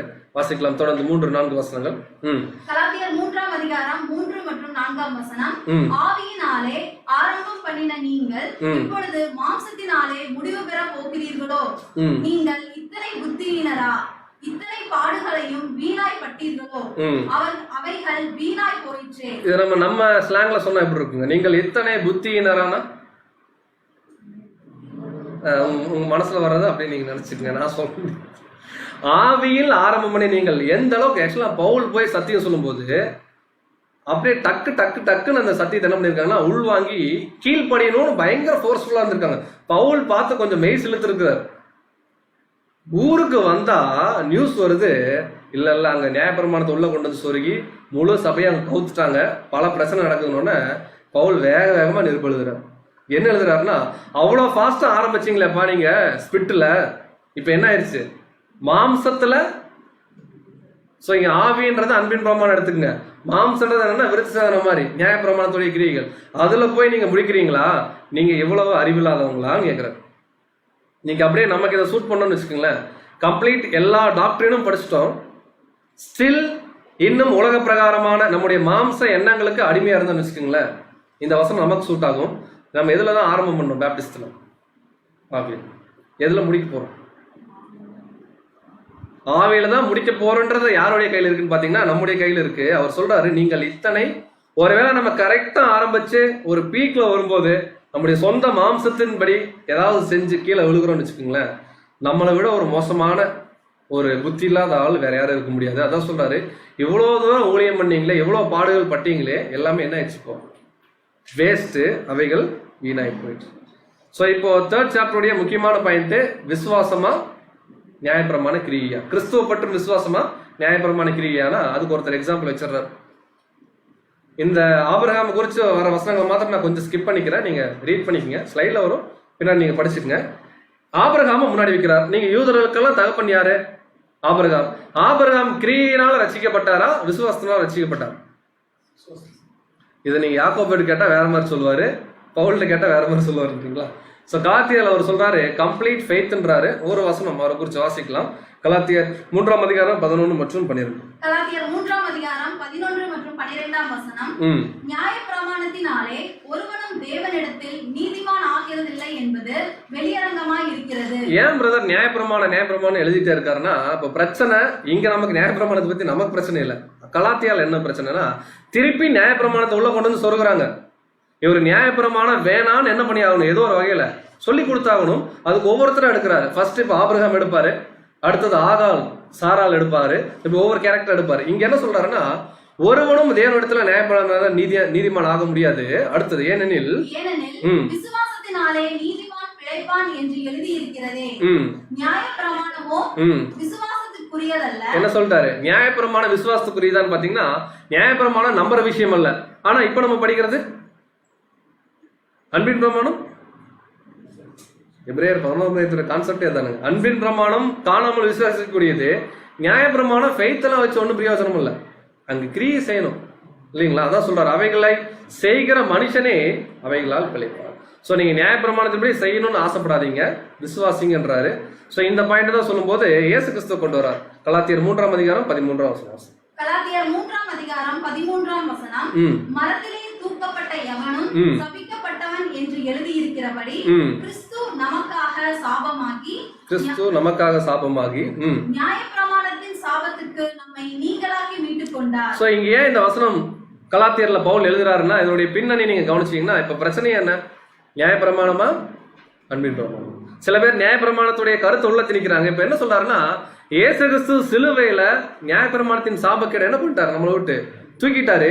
திரும்பி அந்த சாப்டருக்குள்ள கொண்டு வராதீங்கன்றார். இதேதான் பழைய பாரம்பரியமாகட்டும், பழைய பாபிலோனுடைய பழக்கமாகட்டும், நம்முடைய மாம்ச எண்ணங்களாகட்டும், இவ்வளவு சத்தியங்கள் படிச்ச பிறகும் திரும்பி நமக்கு சில மாம்சத்துல சில விஷயங்கள், சில வார்த்தைகளே எடுத்துக்கங்களேன். நம்ம உலக பிரகாரமா இருக்கும்போது சில வார்த்தைகள் உச்சரிச்சுட்டே இருந்திருப்போம். சத்தியத்துக்குள்ள வரும்போது அந்த வகையான வார்த்தைகள் பேசக்கூடாதுன்னு சத்தியம் சொல்லும். ஆனாலும் நம்ம என்ன பண்ணுவோம், திருப்பி நான் அப்படிங்க, நான் இப்படிங்க, நான் அப்படி. இதெல்லாம் என்ன பாயிண்ட் எங்களை பவுல் சொல்றாருன்னா இது எல்லாமே வேணான்னு சொல்லிதான் பேப்டிஸ்ட் எடுத்து உள்ள வந்திருக்கும்.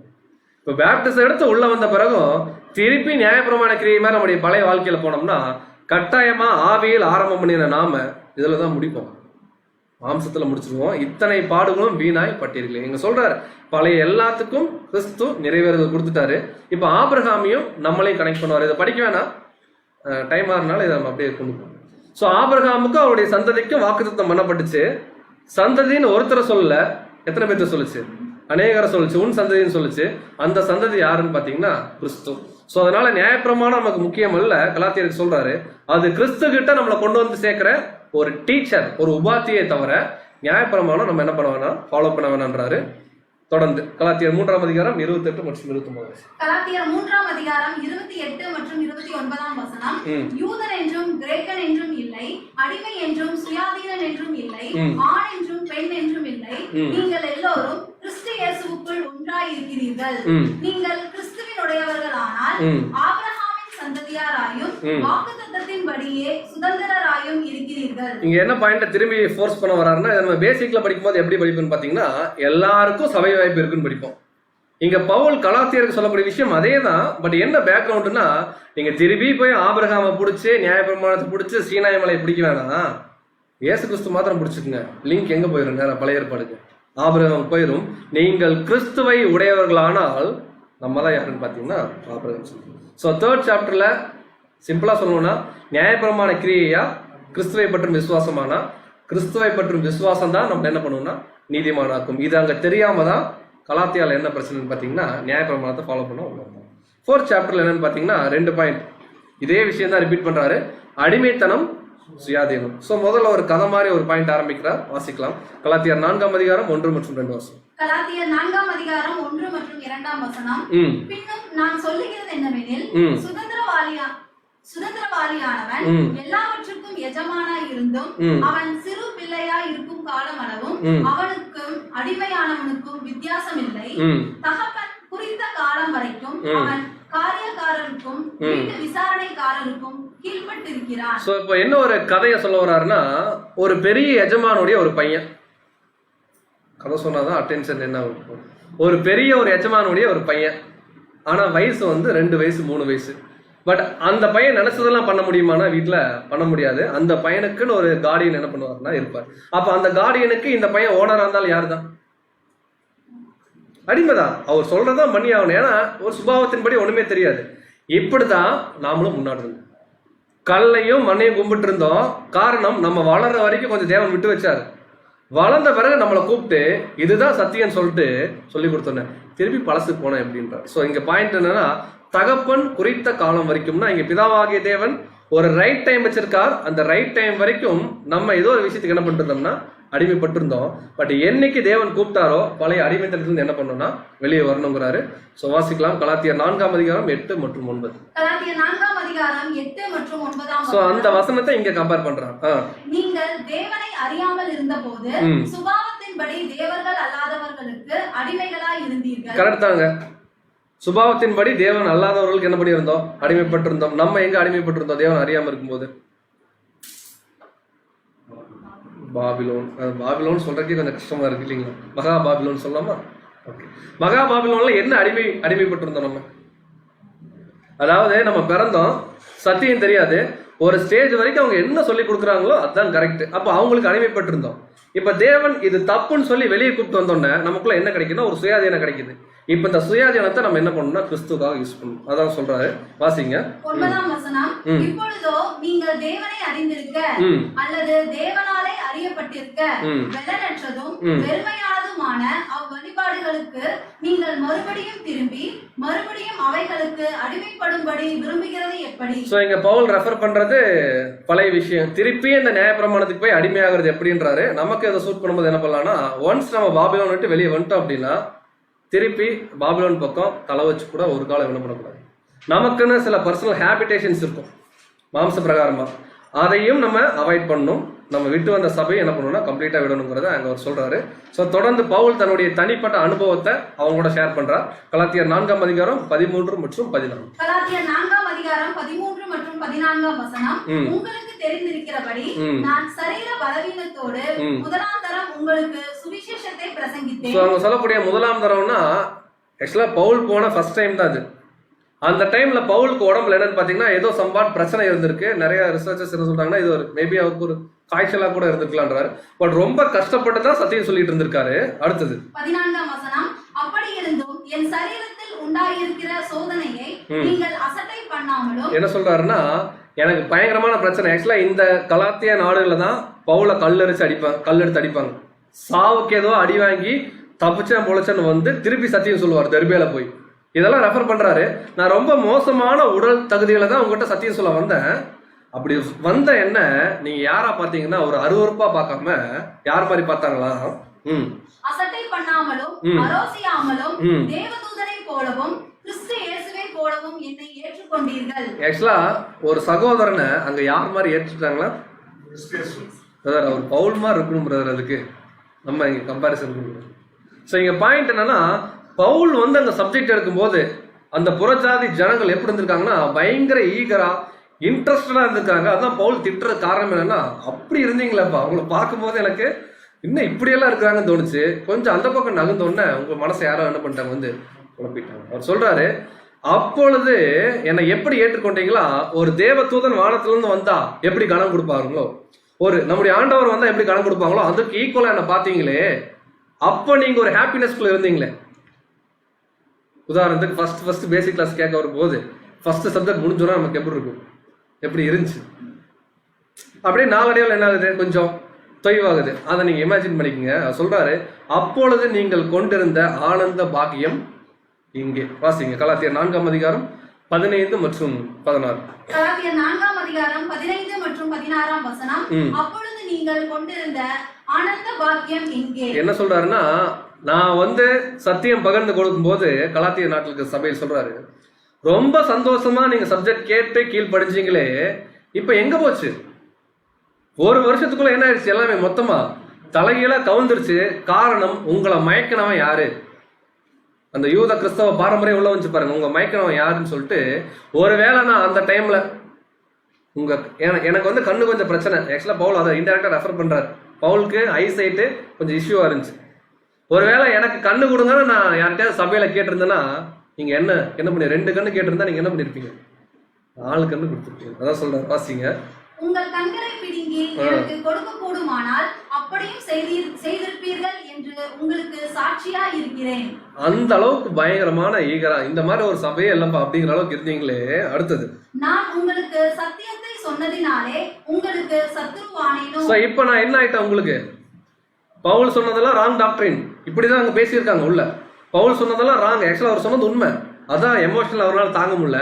அவர் சொன்னதெல்லாம் தப்புங்க, விருத்த சேதனம் பண்ணணுங்க, நியாயப்பிரமாணத்தை ஃபாலோ பண்ணுங்கன்னு சொல்லி சில பேர் உங்களுக்கு டீச் பண்ணோன்னே இந்த உண்மையான சத்தியத்தை விட்டுட்டீங்களே, அப்ப நீங்க கொண்டிருந்த ஹாப்பினஸ் எங்க? நான் உங்களுக்கு என்ன ஆயிட்டேன், இப்போ சத்ரு ஆயிட்டேன்னு சொல்லி ரொம்ப எமோஷனலா எழுதுறாரு.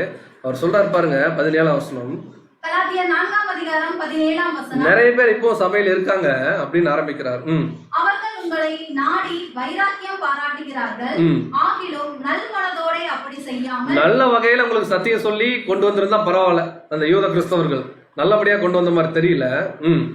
நீங்கள் அவர்களை நாடி வைராக்கியம் பாராட்டும் பொருட்டு உங்களை புறம்பாக்க விரும்புகிறார்கள். என்ன சொல்றாருன்னா, கம்ப்ளீட்டா டெட் அகைன்ஸ்ட் அவங்க என்ன பண்றாங்கன்னா மாத்துறாங்கன்றாரு. சோ இதுக்கு தான் 2 பாயிண்ட் அவர் சொல்றாரு. அவருடைய வேதனை இந்த ஒரு வசனம் போதும். கலாத்தியர் 4:19 இந்த புது சிருஷ்டியோட காரியத்தை குறித்து அவர் அங்க இன்ட்ரோ கொடுக்கிறார். கலாத்தியர் 4ஆம் அதிகாரம் 19ஆம் வசனம்.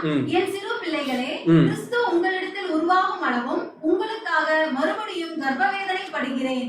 ஆக்சுவலா இது பவுலுடைய சென்ஸ்ல அவர் இருந்த டைம்ல அவருடைய எமோஷனல்ல போய் நம்ம பார்த்தோம்னு வச்சுக்கோங்களேன், இதனுடைய காரியம் வந்து நம்ம நல்லா டீட்டெயிலா புரிஞ்சுக்க முடியும். ஒரு ஜஸ்ட் நம்ம வசனமா பார்க்கறக்கும் அவர் என்ன சொல்றாருன்னா, ரொம்ப தன்னுடைய வாழ்க்கையை சாக்ரிஃபைஸ் பண்ணி தான் பல பிரச்சனை, உடல்ல நிறைய பிரச்சனையோட போய் தான் சத்தியம் சொல்லி ஒரு சபையை உருவாக்கி மூப்பரை உருவாக்கி வச்சுட்டு அவர் வராரு. வந்து ஒரு வருஷம் கூட ஆகல, ஒரு 6 மாசத்துலயே அங்க பெரிய கழகம், சபையில எல்லாமே தலைகளா மாறிடுன்னு சொல்லி கேள்விப்பட்டோம்னு அவர் சொல்றாரு, உங்கள கிறிஸ்து உருவாகும் அளவும் உங்களுக்காக மறுபடியும். அப்ப ஆல்ரெடி என்ன உருவாயிருச்சு அவங்களுக்குள்ள, இவர் போய் சப்ஜெக்ட் எடுக்கும் போதே கிறிஸ்து உருவாயிட்டாரு, வந்துட்டாங்க, ஆல்மோஸ்ட் உள்ள வந்துட்டாங்க, சபை ஆயிட்டாங்க, எக்லீஷியா ஃபார்ம் ஆயிட்டாங்க. இப்ப சொல்றாரு, உங்களிடத்தில் உருவாகும் அளவும் உங்களுக்காக நான் மறுபடியும் என்ன பண்றேன்னா ரொம்ப கர்ப்பவேதனை பண்றேன்ட்டு. இப்ப இந்த நியாய பிரமாணத்தையும் அன்பின் பிரமாணத்தையும் அவங்களுக்கு இன்னும் புரியுற மாதிரி பைபிள்ல இருந்து 2 கேரக்டர் இருக்கிறார். ஒன்னு ஆகார், இன்னொன்னு சாராள். இதுல யார் பக்கம் நம்ம? ஸோ ரொம்ப இதை பத்தி டீட்டெயிலாக நம்ம போக வேணாம். ஆகாரை யாரு கம்பேர் பண்றாருன்னா பழைய உடன்படிக்கை நியாய பிரமாணத்துக்கு கம்பேர் பண்றார். சாராளை யாரு கம்பேர் பண்றாருன்னா புது உடன்படிக்கை கிறிஸ்துவுக்குள்ள இருக்கக்கூடிய தேவனுடைய பிள்ளைகள் கம்பேர் பண்றார். இப்ப அவர் என்ன சொல்றாருன்னா, இந்த சாப்டர் ஆரம்பிக்கும் போதே 2 தலைப்பு பார்த்தோம், அடிமை, சுயாதீனம். ஆக்சுவலா இவங்க 2 பேர்த்துல யார் அடிமை? ஆகார். என்ன சொல்றாருன்னா, ஆகார் கிட்ட பிறந்தவர் யாருன்னா இஸ்மவேல். அவர் தேவன் விரும்புற சந்ததி கிடையாது. சுயாதீனம் உள்ளவள் தான் சாராள், அவங்க கிட்ட பிறந்தவங்க தான் ஈசாக்கு. அந்த ஈசாக்கு தான் கிறிஸ்துவ அடையாளம்னு சொல்லி இது பழைய பிரமாணம். இதை வந்து விளக்கிருங்க, ஏன்னா தேவன் அப்படிதான் சொன்னார், அடிமையானவளும் அவனுடைய பையனை நீ என்ன பண்ணு, வெளியே அனுப்புனாரு. அவங்க ஆபிரகாம் சந்ததி கிடையாது. அதே மாதிரி நியாயப்பிரமாணத்தையும் அதனுடைய கிரியையும் நம்ம வெளியே தள்ளி வைக்கணும். எங்க தேவனுடைய சந்ததியை நம்மன்னா எதுக்குள்ள வரணும்னா சாராளுங்கிற மேலான எருசலேமுக்குள்ள வரணுங்கிறார். ஸோ இந்த எக்ஸாம்பிள் தான் இந்த 4th சாப்டர்ல நம்ம முக்கியமா பார்க்குறோம். ஸோ அடுத்து சாப்டர் நம்பர் 5. இந்த சாப்டருடைய ஹெட்டிங் என்னன்னு பார்த்தீங்கன்னா மாம்சமா ஆவியா. ரொம்ப ஃபெமிலியரான ஏரியா, ரொம்ப டீட்டெயிலாக போக வேணாம், சில வசனங்கள் வாசிக்கலாம். கலாத்தியர் 5ஆம் அதிகாரம் 5 மற்றும் 6. கலாத்தியர் 5ஆம் அதிகாரம் 5 மற்றும் 6ஆம் வசனம். நாங்களோ நீதி கிடைக்கும் என்று ஆவியை கொண்டு விசுவாசத்தினால் நம்பிக்கையோட காத்திருக்கிறோம். சோ இந்த வசனம் விட்டுறலாம், இது மேல இருக்கக்கூடிய கண்டினியூஷன். 6ஆம் வசனம். 6ஆம் வசனம். கிறிஸ்து இயேசுவினிடத்தில் விருத்த சேதனமும் விருத்த சேதனம் இல்லாமையும் ஒன்றுக்கும் உதவாது. திரும்ப இந்த பிரச்சனையை மாத்திரம் சொல்றார். நீங்க விருத்த சேதனம் பண்ணணும்னு எவ்வளவோ ஃபோர்ஸ் பண்ணிட்டு இருக்காங்க சபையில, இது தேவையே இல்லை. கிறிஸ்துக்குள்ள விருத்த சேதனம்ன்ற பாயிண்ட் இல்ல, விருத்தசேதனம் இல்லாமைன்ற பாயிண்ட்டும் ஒன்னும் உதவாது. அடுத்தது அன்பினால் கிரியை செய்கிற விசுவாசமே உதவும். அப்ப இங்க பிராக்டிகலுக்கு உள்ள வந்துட்டார். இவ்வளவு நேரம் டாக்டரின் பேசிட்டு இருந்தாரு, இப்ப கொஞ்சம் அப்படியே உள்ள வந்து நியாயப்பிரமாணத்தை விட்டுருங்க. இப்ப நம்ம என்ன பண்ணோம்னா அன்பின் பிரமாணத்துல என்ன பண்ணோம்னா கேரக்டர் காமிக்கணும். இப்ப அப்படியே நம்ம கம்பேர் பண்ணோம்னு கேட்டீங்கன்னா இந்த நியாயப்பிரமாணமாகட்டும் எல்லாமே நீங்க சிம்பிளா இந்த பாடம் கேட்கக்கூடிய சகோதரர்கள் எப்படி எடுத்துக்கலாம்னா, நம்முடைய பழைய உலக பிரகாரமான வாழ்க்கை, பாபிலோன், மாம்ச பிரகாரமான எண்ணம், பழைய மனுஷன் எல்லாத்துக்கும் நீங்க கம்பேர் பண்ணிக்கங்க. நீங்களே தான் படிச்சு பார்த்துக்கணும் இந்த பாயிண்ட் எப்படி கம்பேர் பண்றதுன்னு. இப்ப என்ன சொல்றாருன்னா, இங்க விஷயம் வந்து மாம்சத்துல பண்ற காரியம் கிடையாது. விருத்த சேதனம் எதுல பண்ணுவாங்க? சரீரத்துல பண்ணுவாங்க. மாம்சத்துல பண்ற விஷயம் எதுவும் இங்க கிடையாது. இங்க கம்ப்ளீட்டா என்னன்னு பாத்தீங்கன்னா விசுவாசம் ஆவியில பண்ணக்கூடிய விஷயம் தான் அது கிரியை. ஸோ இவ்வளவு சூப்பரா ஓடுனீங்க, பட் கீழே விழுந்தீங்கன்றார். 7ஆம் வசனம் 8ஆம் வசனம். கலாத்தியர் 5ஆம் அதிகாரம் 7ஆம் வசனம் மற்றும் 7 முதல் 9ஆம் வசனங்கள். நீங்கள் நன்றாய் ஓடினீர்களே, சத்தியத்திற்கு கீழ்ப்படியாமல் போக உங்களுக்கு தடை செய்தவன் யார்? இந்த போதனை உங்களை அழைத்தவரால் உண்டானதல்ல. சோ இந்த மாதிரி ராங் டாக்டரின்லாம் தேவன் கொடுக்க மாட்டாரு. இன்ஃபேக்ட் நம்ம இப்போ 7ஆம் கால சபையில இருக்கிறோம். திடீர்னு நாளைக்கு ஒருத்தர் வந்து செகண்ட் கமிங்கே வரலைங்க, எனக்கு என்னமோ அவர் ரொம்ப டவுட்டா இருக்குன்னு ஒருத்தர் சொல்றாருன்னு வச்சுக்கோங்க. நம்ம எப்படி பார்க்கலாம்? இது கூட நல்ல பாயிண்ட் தாங்க. எனக்கு ரொம்ப நாளா என்ன இருந்துச்சு, இப்படிதான் அங்க இருந்திருக்கு. ஆக்சுவலா கலாத்திய சபையில எப்படி இருந்திருக்குன்னா, இவங்க நல்ல டாக்டரின் கேட்டு கிளியரா இருக்கிறாங்க. திடீர்னு சில யூதர்கள் உள்ளுக்குள்ளேயே இருந்து கலகம் பண்ணும்போது பவுலுடைய போதனையெல்லாம் அப்படி ஓரம் வச்சுட்டாங்க. இன்னைக்கு அதே தான், தேவன் கற்றுக் கொடுத்த போதனையெல்லாம் நம்ம ஓரம் வைக்கிற மாதிரி ஏதாவது ஒரு போதனை வருது அப்படின்னா முதல்ல புரிஞ்சுக்க வேண்டிய விஷயம் என்னன்னா அது ராங் டாக்டரின். அதான் சொல்றாரு, உங்களுக்கு தடை செய்தவன் யார்? இந்த போதனை ஒரு காலம் தேவனால உண்டானதல்ல. அடுத்தது 9ஆம் வசனம். புளிப்புள்ள கொஞ்சம் மாவானது பிசைந்த மாவு அனைத்தையும் உப்ப பண்ணும். கொஞ்சம் அசத்தியம் படிச்ச எல்லா சத்தியத்தையும் என்ன பண்ணிரும்? நல்லா இயேசு கிறிஸ்துவின் ரேன்சம் கேட்டு போய் ஒருத்தர் விருத்த சேதனம் பண்ணிட்டு வரான்னு வச்சுக்கோங்களேன். கம்ப்ளீட் டாக்டர்னே அங்க என்னன்னா கொலாப்ஸ். இதை கம்பேர் பண்ணும்போது தான் நமக்குன்னு இப்போ ஒரு சுயாதீனம் கொடுத்துருக்கிறாரு. இந்த சுயாதீனத்தை நம்ம எதுக்கு அனுசரிக்க கூடாதுன்னா மாம்சத்துக்கு பிரியமா பண்ணக்கூடாதுன்றார். வாசிக்கலாம். கலாத்தியர் 5ஆம் அதிகாரம் 13 மற்றும் 15 வசனங்கள். சகோதரரே, நீங்கள் சுயாதீனத்துக்கு அழைக்கப்பட்டீர்கள். இப்போ நமக்கே டைரக்டா கனெக்ட் பண்ணலாம். அங்க இருக்கிறதா இங்கேயும் நமக்கு வருது. நம்ம எதற்கு அழைக்கப்பட்டிருக்கோம்னா கம்ப்ளீட் நமக்கு ஒரு ஃப்ரீ வில் இருக்கு. இந்த சுயாதீனத்தை நீங்கள் மாம்சத்துக்கு ஏதுவாக அனுசரியாமல் அன்பினாலே ஒருவருக்கொருவர் ஊழியம் செய்யுங்கள். இப்போ நமக்கு சுயாதீனம் இருக்கா இல்லைங்களா?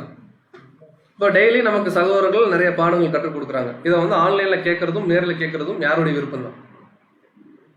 ஒருவேளை நான் வந்து நேர்லையும் கேட்காம ஆன்லைனும் கேட்காம நான் உட்காந்து என்னுடைய வீட்டில் ஏதோ ஒரு அலுவல் பண்ணிட்டு இருக்கேன், இல்லை எனக்கு பிடிச்ச ஏதோ ஒன்று பண்ணிட்டு இருக்கேன்னு வச்சுக்கோங்களேன். எனக்கு சுயாதீனம் இருக்கு. இந்த சுயாதீனத்தை கலாத்தியர்ல சொல்ற மாதிரி நான் எதற்கு அனுசரிக்கிறேன்னா ஆவிக்கு ஏற்றபடி அனுசரிக்கல, என்னுடைய மாம்சத்துக்கு ஏற்றபடி என்ன பண்றேன். ஸோ அங்க பிரச்சனை தான். அன்பின் பிரமாணமா நியாய பிரமாணம் அன்பின் பிரமாணத்துக்குள்ள வந்திருக்கணும். இல்ல பழசும் நல்லா தான் இருக்கு. ஏன்னா இவங்க புறஜாதிகள் யூதர்களா இருக்கிறதுக்கு ரொம்ப நாளா ஏங்கிட்டு இருந்தாங்க. இப்போ யூதருடைய பிரமாணம் வரும்போது அதுவும் பண்ணிக்கலாங்க, ஓய்வு நாள் கொண்டாடுறது எப்படிதான் இருக்கு, நல்லாதான் இருக்கு அப்படின்ற மாதிரி உங்கள் சுயாதீனத்தை ஒருபோதும் மாம்சத்துக்கு எதுவும் அனுசரிக்க கூடாது. நீங்கள் ஒருவரை ஒருவர் கடித்து பச்சித்தீர்களானால் அது என்ன கடித்து பச்சிக்கிறது? தொடர்ந்து வாசிங்க. நீங்கள் ஒருவரை ஒருவர் கடித்து பற்றித்தீர்களானால் அழிவீர்கள். அப்படி ஒருவரால் ஒருவர் அழிக்கப்படாதபடிக்கு எச்சரிக்கையாய் இருங்கள். மேல சொல்லக்கூடிய விஷயம் அன்பினாலே ஒருவருக்கு ஒருவர் என்ன பண்ணுங்க. இப்ப அப்படியே பிராக்டிகலா நமக்கு எடுத்துன்னு வச்சுக்கோங்களேன். அவரே பிரதர் அதை வந்து பண்ணாருன்னு ஒருத்தர் சொல்றாரு, அவரை பார்த்து இன்னொருத்தர் சொல்றாரு பிரதர் அவரு அதையும் பண்ணாரு, அதனாலதான் நான் இதை பண்ணேன்னா ரெண்டு பேரும் ஒருத்தர் என்ன பண்ணிக்கலாம். இப்ப பாருங்க சப்ஜெக்ட் எவ்வளவு சுவாரஸ்யமா கேட்பாங்க.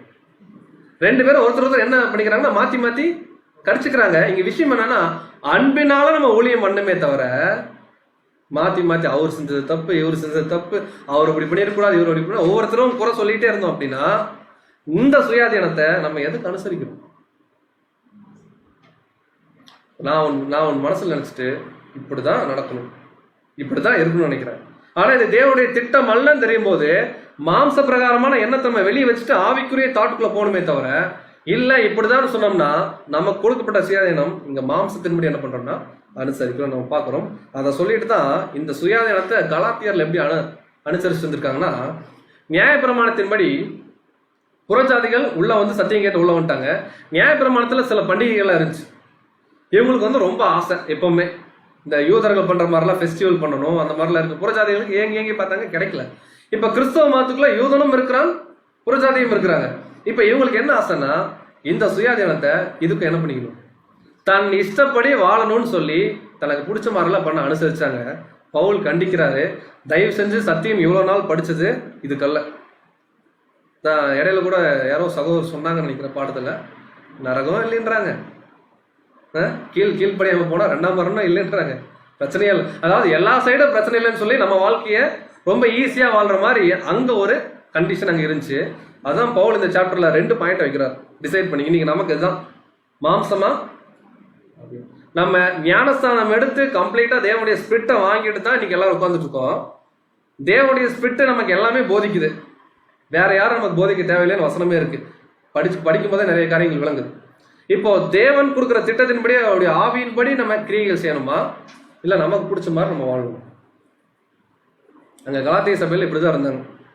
ஆக்சுவலா எது ஃபேமிலி? எனக்கு லேப்டாப்ல லெஃப்ட் சைடு இருக்கிற ஃபேமிலியா ரைட் சைடு இருக்கிற ஃபேமிலியா? எனக்குன்னு சொல்லிட்டேன். நீங்க இப்படி சொன்னா கன்ஃபியூஸ் ஆயிரும். அதாவது ஒரு சகோதரி கை நீட்டுறாங்க, இன்னொருத்தர் வந்து தலையில கை வைக்கிறாரு, ஐயோ முடியலன்ற மாதிரி. ஸோ இங்க என்ன பிரச்சனைனா இந்த சுயாதீனம் ஆண் என்றும் இல்லை பெண் என்றும் இல்லைன்றாங்க. இதை இன்டெரக்டா அவங்க எப்படி எடுத்திருப்பாங்க அப்படின்னு நம்ம பார்க்கும்போது இந்த பிக்சர் பார்க்கும்போது தான் ஞாபகம் வருது. அதுதான் ஆண் என்றும் இல்லைன்னு சொல்லிச்சு பெண் என்றும் இல்லைன்னு இருந்துச்சுல்ல. நம்ம 2 பேர் யாரு தான் ஈக்குவல். இந்த பாயிண்ட் இது மாம்சத்துக்கு ஏதுவாக அனுசரிக்கிற பாயிண்ட்டுக்கு இது ஒரு விஷயம் சொல்றோம். இதைத்தான் டீட்டெயிலா பின்னாடி எழுதுறாரு. மாம்சத்துக்குன்னு சில கேரக்டர் இருக்கு. கலாத்தியர்லயே முக்கியமா நமக்கு உண்டான லெசன் எதுன்னா இந்த இப்ப பார்க்கக்கூடிய 2 ஸ்லைடு தான். மாம்சத்துக்கு சில கிரியைகள் இருக்கு, இதை குறித்து நமக்கு நல்லா தெரியும். ஒவ்வொரு கேரக்டர் விபச்சாரம், பேசித்தனம், அசுத்தம், காம விகாரம், விக்கிரகாராதனை, பில்லிசூனியம், பகை, விரோதம், வைராக்கியம், கோபம், சண்டை, பிரிவினை, மார்க்கபேதம், பொறாமை, கொலை, வெறி. இதுல எத்தனை கேரக்டர் நமக்குள்ள இருக்குங்க. இது வந்து கலாத்தியருக்கு இருந்துச்சு, இது இருக்கக்கூடாதுன்னு எழுதினார். இப்போ கலாத்தியர் தான் நம்மன்னு வச்சுக்கோங்களேன். நம்மளை பவுல் எப்படி கொஞ்சம் வரனா புத்தி இல்லாத. சரி, இந்த கேரக்டர் நமக்குள்ள எவ்வளவு இருக்கு? நீங்க ஜஸ்ட் உங்களை செல்ஃப் அனலைஸ் பண்ணி பாருங்க.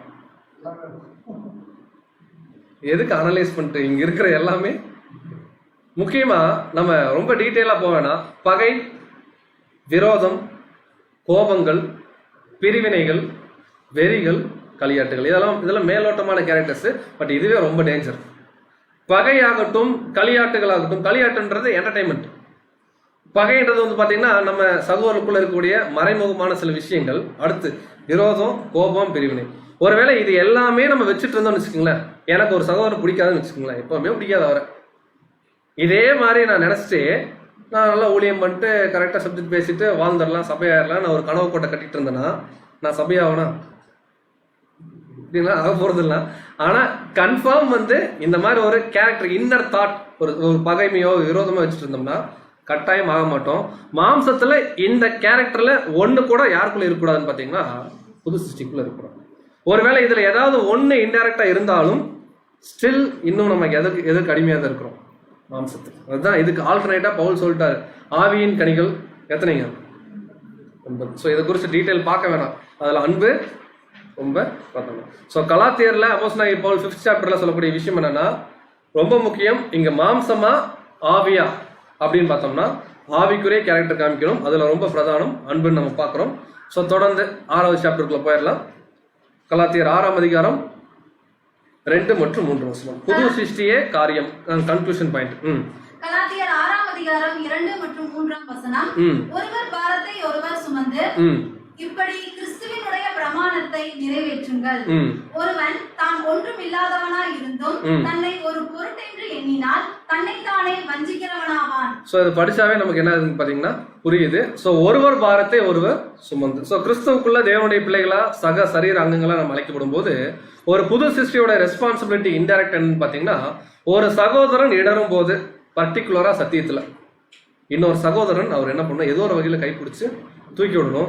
ஒருவேளை ஒண்ணுமே தெரியாத தன்னை தெரிஞ்சிச்சு சொல்லி நினைச்சாங்கன்னா அதுவே அவங்களுக்கு என்ன பாத்தீங்கன்னா ஒரு இடரல் உண்டாகுன்றாரு. தொடர்ந்து 8 மற்றும் 9 வசனம். கலாத்தியர் 6ஆம் அதிகாரம் 8 மற்றும் 9ஆம் வசனம். தன் மாம்சத்துக்கென்று விதைக்கிறவன் மாம்சத்தினால் அழிவை அறுப்பான், ஆவிக்கென்று விதைக்கிறவன் ஆவியினாலே நித்திய ஜீவனை அறுப்பான். நன்மை செய்கிறதில் சோர்ந்து போகாமல் இருப்போமாக, நாம் தளர்ந்து போகாதிருந்தால் ஏற்ற காலத்தில் அறுப்போம். சோ ஒரு உண்மை கிறிஸ்தவனா புது சிருஷ்டியா வாழக்கூடிய நமக்கு அப்போஸ்தலனாகிய பவுல் கலாத்தியருக்கு சொல்லும்போது நமக்கு எப்படி எழுதுறாருன்னா, தன் மாம்சத்துக்கென்று விதைக்கிறவன்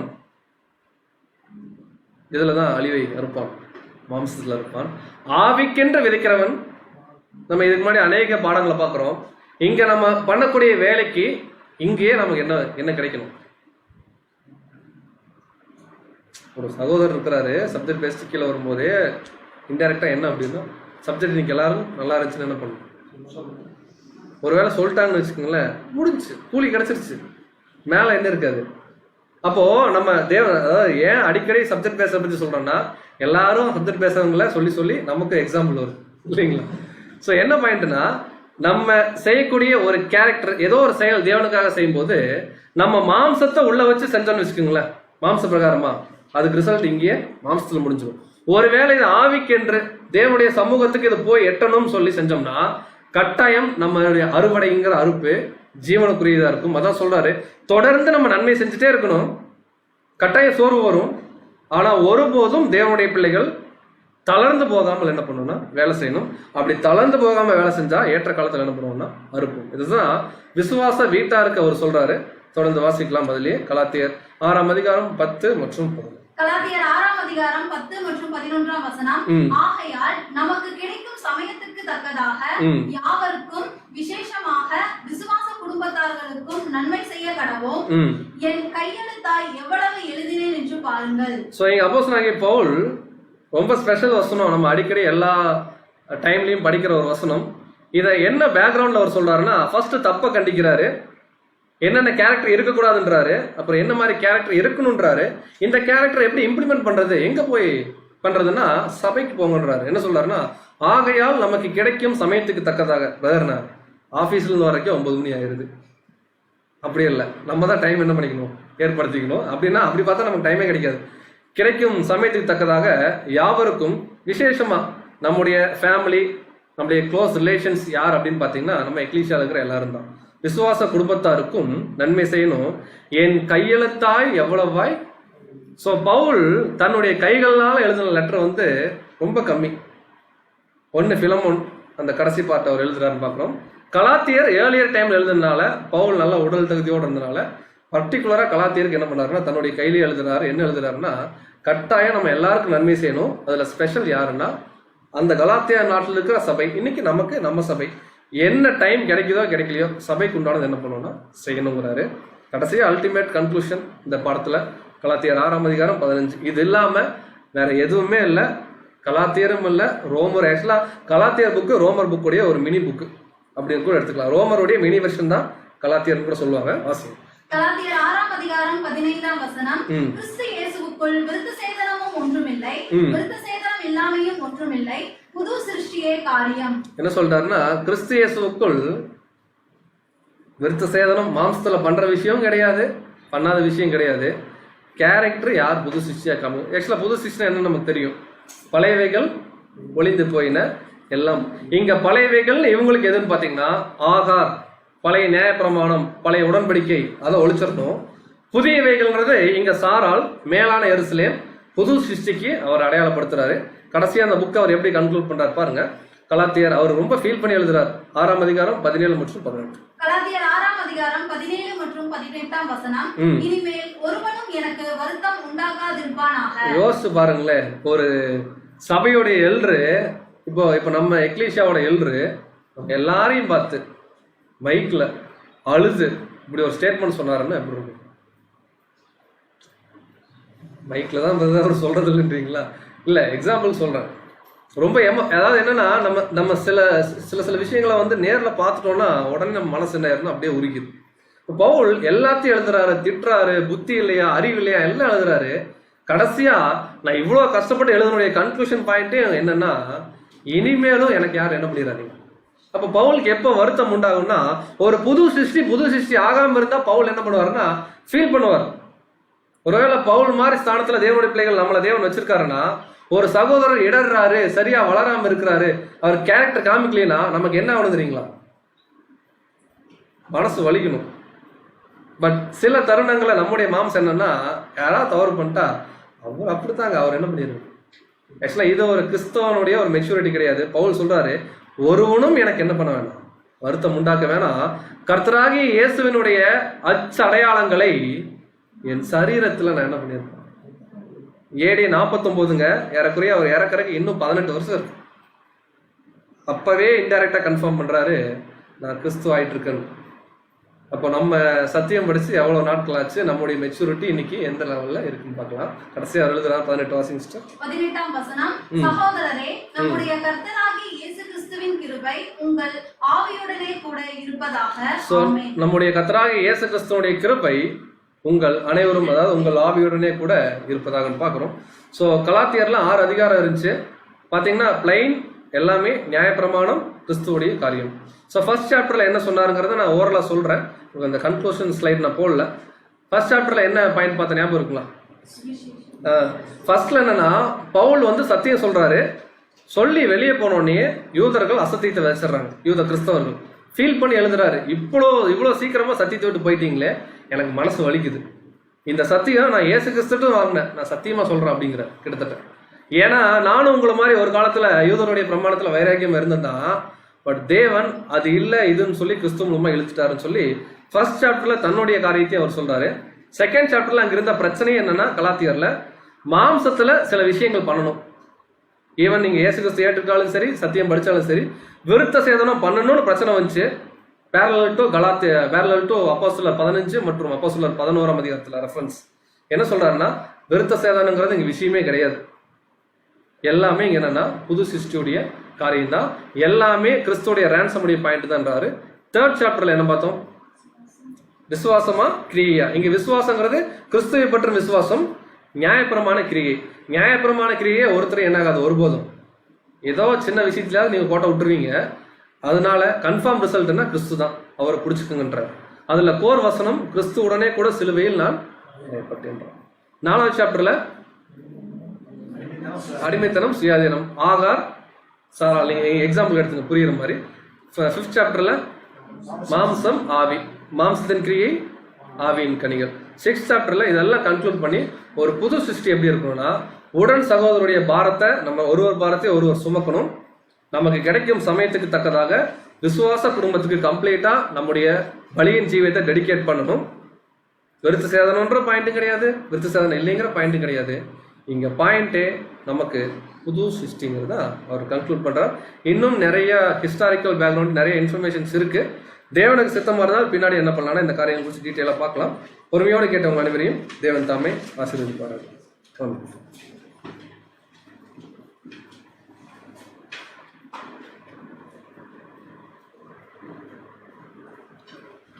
கிறிஸ்துவுக்குள் பிரியமுள்ள சகோதர சகோதரிகளே,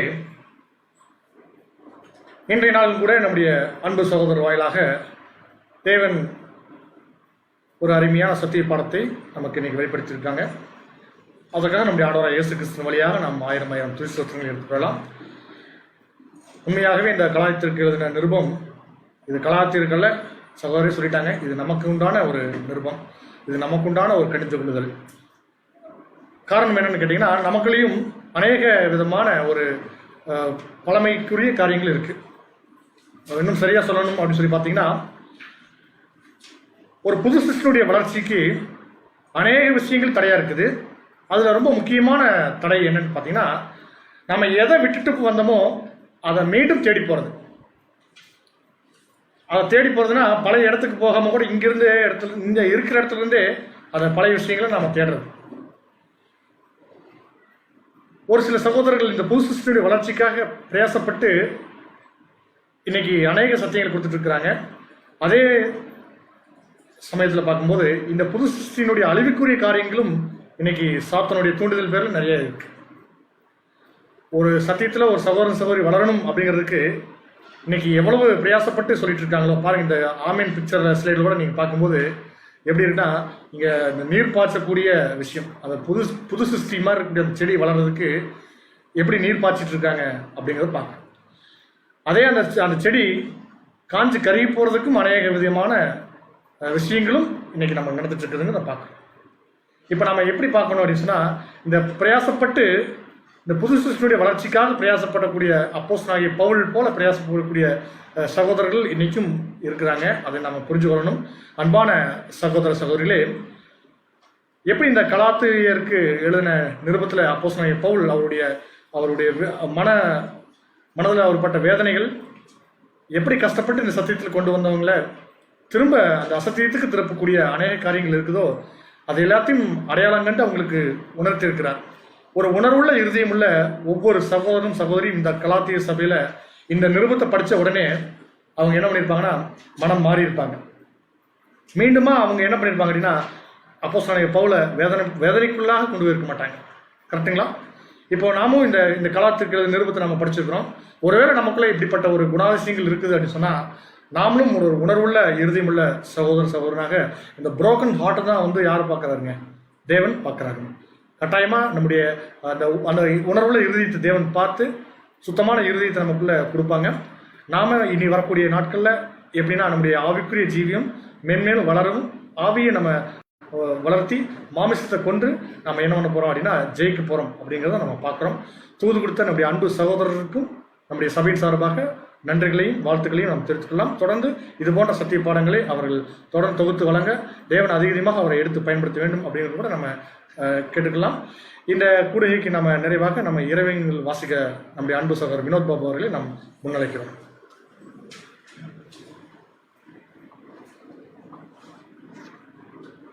இன்றைய நாளுக்குரிய இறைவன் இனிய கீதங்கள் 1 பேதுரு 1ஆம் அதிகாரம் 8ஆம் வசனம்.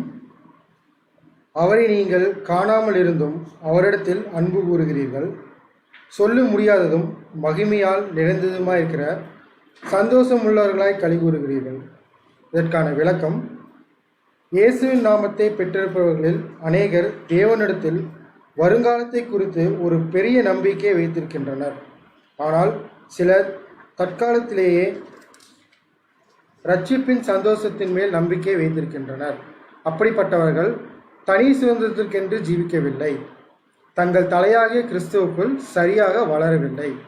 இவர்கள் மனவலிமை, அறிவு, பொறுமை, தேவபக்தி, சகோதர அன்பு மற்றும் பொதுவான அன்பு ஆகியவர்களோட விசுவாசத்தில் வளர வேண்டும். எனவே கிறிஸ்துவின் பள்ளியின் நிபந்தனைக்கு இணங்கும் வகையில் கர்த்தர் பாவம், மரணம் என்கின்ற பயங்கரமான குழியிலிருந்து தூக்கி எடுத்து தங்கள் கால்களை இயேசு கிறிஸ்து என்னும் கண்மலையின் மேல் நிற்க வைத்தார் என்று மென்மேலும் கூறுகிறவர்களாக இருக்க வேண்டும். மேலும் அவர்கள் நமது தேவனை துதிக்கும் புதுப்பாட்டை அவர்கள் என் வாயில் கொடுத்தார்கள் என்று கூறுகிறவர்களாகவும் இருக்க வேண்டும் என்பதே. ஆமென்.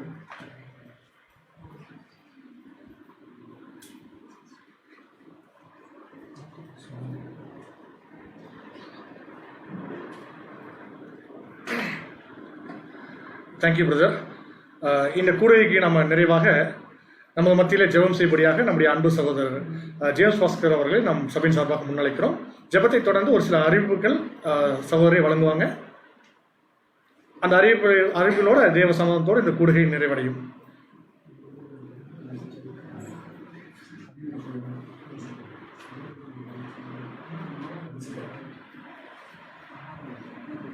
ஜெபம் செய்வோம். வானாதி வானங்களில் வீற்றிருந்து உமது பாதபடியாகிய பூமியில் உள்ள மனுமக்களாகிய எங்களை கண்ணோக்கி பார்த்து ஆசீர்வதித்து வழிநடத்தி வரும் அன்பான பரமத்தகப்பனே, உம்முடைய கிருபையினாலும் இரக்கத்தினாலும் அன்பினாலும் இதுவரையிலும் எங்களை பாதுகாத்து பராமரித்து இதோ தேவரீர் உம்மோடு உடன்படிக்கை செய்யக்கூடிய வாய்ப்பையும் தேவரீர் தாமே தந்து உம்முடைய மகா பெரிய சத்தியத்தில் எங்களை வழிநடத்தி வரக்கூடிய கிருபைக்காக மீண்டுமாக எங்கள் ஆண்டவராக இயேசு கிறிஸ்துவின் மூலம் நன்றிகளையும் ஸ்தோத்திரங்களையும் நாங்கள் எடுக்கிறோம் தகப்பனே. இதோ தேவரின் ஒவ்வொரு நாளும் நீர் கொடுத்து வரக்கூடிய இந்த சத்தியத்திற்காக மீண்டுமாக நன்றி தெரிவிக்கிறோம். ஒவ்வொரு நாளும் நாங்கள் உம்முடைய பரிசுத்தமான வேதாகமத்திலிருந்து உம்முடைய பரிசுத்த எழுத்தாளர்கள் எழுதிய ஒவ்வொரு கருத்துக்களையும், பரிசுத்த ஆவியின் மூலம் எழுதின ஒவ்வொரு வார்த்தைகளையும் அதே பரிசுத்த ஆவியோடு நாங்கள் புரிந்து கொண்டு நாங்கள் எங்கள் வாழ்க்கையில் கடைபிடிப்பதற்கு தேவையான பரிசுத்த ஆவியை தேவரீர் தாமே தர வேண்டும் என்று உம்மிடத்தில் இந்த நேரத்தில் கெஞ்சுகிறோம் தகப்பனே. நாங்கள் கேட்கக்கூடிய ஒவ்வொரு வார்த்தைகளும் எங்களுடைய இருதயத்தின் கிரியைகள் மூலமாக எங்களிடத்திலிருந்து வெளியே வந்து எங்களை பார்க்கக்கூடிய ஒவ்வொரு ஜனங்களும் உம்மை பார்க்கும்படியான நல்ல ஒரு வாய்ப்பை எங்கள் நற்கிரியைகள் தர வேண்டும் என்று உம்மிடத்தில் கெஞ்சுகிறோம் தகப்பனே. தேவரீர் இதோ ஒவ்வொரு சத்தியத்தையும் தரக்கூடிய சகோதரர்களையும் தேவரீர் தாமே ஆசீர்வதித்து இந்த கடைசி காலத்தில் ஒவ்வொருவருக்கும் தேவையான விளக்கங்களை உம்முடைய ஞானத்தின்படி போதிப்பதற்குரிய கிருபையை தேவரீர் தாமே தர வேண்டும் என்று உம்மிடத்தில் கெஞ்சுகிறோம் தகப்பனே. இந்த நேரத்திலும் உம்முடைய பிரசன்னம் எங்கள் மத்தியிலிருந்து வழிநடத்தியதற்காக நன்றி தகப்பனே. இந்த கடைசி காலத்தில் உம்முடைய பிள்ளைகளாக எங்களை எப்படி வழிநடத்த நீர் சித்தமாயிருக்கிறீரோ அதே வழிநடத்தலுக்கு நேராய் நாங்கள் வந்து நீர் என்ன சொன்னாலும் அதற்கு முழுவதும் எங்களை ஒப்புக் கொடுத்து நாங்கள் எங்களுடைய சுய சித்தத்தை நாடாமல் உம்முடைய சித்தத்திற்கு இணங்கி நடக்க கிருபை தர வேண்டும் என்று உம்மிடத்தில் கெஞ்சுகிறோம். சபையில் இருக்கக்கூடிய ஒவ்வொருவருக்காகவும் இந்த நேரத்தில் ஜெபிக்கிறோம் தகப்பனே. உடல்நலம் சரியில்லாமல் இருக்கக்கூடிய சகோதர சகோதரிகளுக்காகவும் உம்முடைய தயவுள்ள சித்தத்திற்காக கெஞ்சி நிற்கிறோம் தகப்பனே. அவன் குடும்பத்திற்கும் தேவையான சமாதானத்தையும் ஆறுதலையும் தேர்தலையும் தேவரித்தாமே தந்து அவர்களும் இந்த ஊழியத்தில் வந்து உம்முடைய தயவுள்ள சித்தப்படி கலந்து கொள்வதற்கு தேவரித்தாமே கிருபைகளை தர வேண்டும் என்று இடத்தில் கெஞ்சுகிறோம். நாளைய தினம் நீர் எப்படி எங்களுக்கு வைத்திருக்கிறீரோ அதே வழியில் நாங்கள் அதை அனுபவிக்கவும் அதை அனுசரிக்கவும் கிருபையை தர வேண்டும் என்று இடத்தில் கெஞ்சுகிறோம். மீதியான நேரங்கள் எல்லாவற்றையும் ஒரு பாதத்தில் வைக்கிறோம். தேவரித்தாமே எங்களுக்கு தேவையானது என்ன என்பதை உம்முடைய தயவுள்ள சித்தப்படி கொடுத்து எங்கள் ஒவ்வொருவரையும் ஆசீர்வதிக்க வேண்டும் என்று இந்த மன்றாட்டுகளை எல்லாம் எங்கள் ஆண்டவரும் இரட்சகரும் மனுக்குலத்தின் மீட்பெருமாயிருக்கிறார் இயேசு கிறிஸ்து இனி நாமத்தில் உமது கிருபை நிறைந்த பொற்பாதம் பணிந்து கெஞ்சி மன்றாடுகிறோம் எங்கள் ஜீவனுள்ள நல்ல தந்தையே. அனைவரும் அமரலாம். அறிவிப்புகள் விசேஷமாக எதுவும் இல்லை. ஆனால் அடுத்து என்ன நடக்கும் அப்படிங்கிற எதிர்பார்ப்பு எல்லாருக்கிட்டையுமே இருக்கு. ஏற்கனவே அறிவித்திருந்தபடி நம்ம இந்த வாரம் முழுக்க, அதாவது வரும் ஞாயிற்றுக்கிழமை வரைக்கும், ஞாயிற்றுக்கிழமை சாயந்தரம் வரைக்கும் நாம் ஏற்கனவே எப்படி நம்ம சப்ஜெக்ட் பார்த்துட்டு இருக்கிறோமோ அதே முறையில் வேத பாடங்கள் இதே முறையில் நடைபெறும் என்பதை உங்களுக்கு தெரிவித்துக் கொள்கிறோம். நாளைய தினத்தில் மறுபடியும் நாம் வேத பாடத்தோடு நாம் சந்திப்போம். ஒருவேளை அடுத்தது அரசாங்கம் என்ன ஒரு முடிவில் எடுக்கிறாங்களோ, சபை திறப்பதற்குரிய வாய்ப்புகள் இருந்தால் அதையும் எப்படி செயல்படுத்துவது என்பதை பற்றி இன்னும் நமக்கு 2-3 நாள் டைம் இருக்குது. அதற்குள்ள நம்ம கவனித்து தேவனுடைய சித்தப்படி அதை செய்வோம். தேவனுடைய வழிநடத்தலுக்காக நாம் அனைவரும் காத்திருப்போம். இத்துடன் இந்த அறிவிப்புகள் நிறைவு பெற்றது. மீண்டும் நாளை மாலை 7:15க்கு சத்தியத்தோடு நாம் சந்திப்போம். தேவன் தாமே நம் அனைவரையும் ஆசீர்வதிப்பாராக. இன்னைக்கு நீங்கள் பார்க்குறப்ப இரவின் கீதங்களில் படித்தது ஒன்று வந்துச்சு, ஸ்க்ரீனில் ஒன்று வந்துச்சு. ஸ்க்ரீனில் போட்டிருந்தது கொஞ்சம் தவறாக போச்சு. ஆனால் படித்தது வந்து சரியான இறைவன் கீதங்கள் என்பதை இறைவன் கீதங்களோடு உங்களுக்கு தெரிவித்துக் கொள்கிறோம். ஆகவே இந்த ஒரு சின்ன தவறுதலுக்கு மன்னிக்க முடியாமல் அன்புடன் கேட்டுக்கொள்கிறோம்.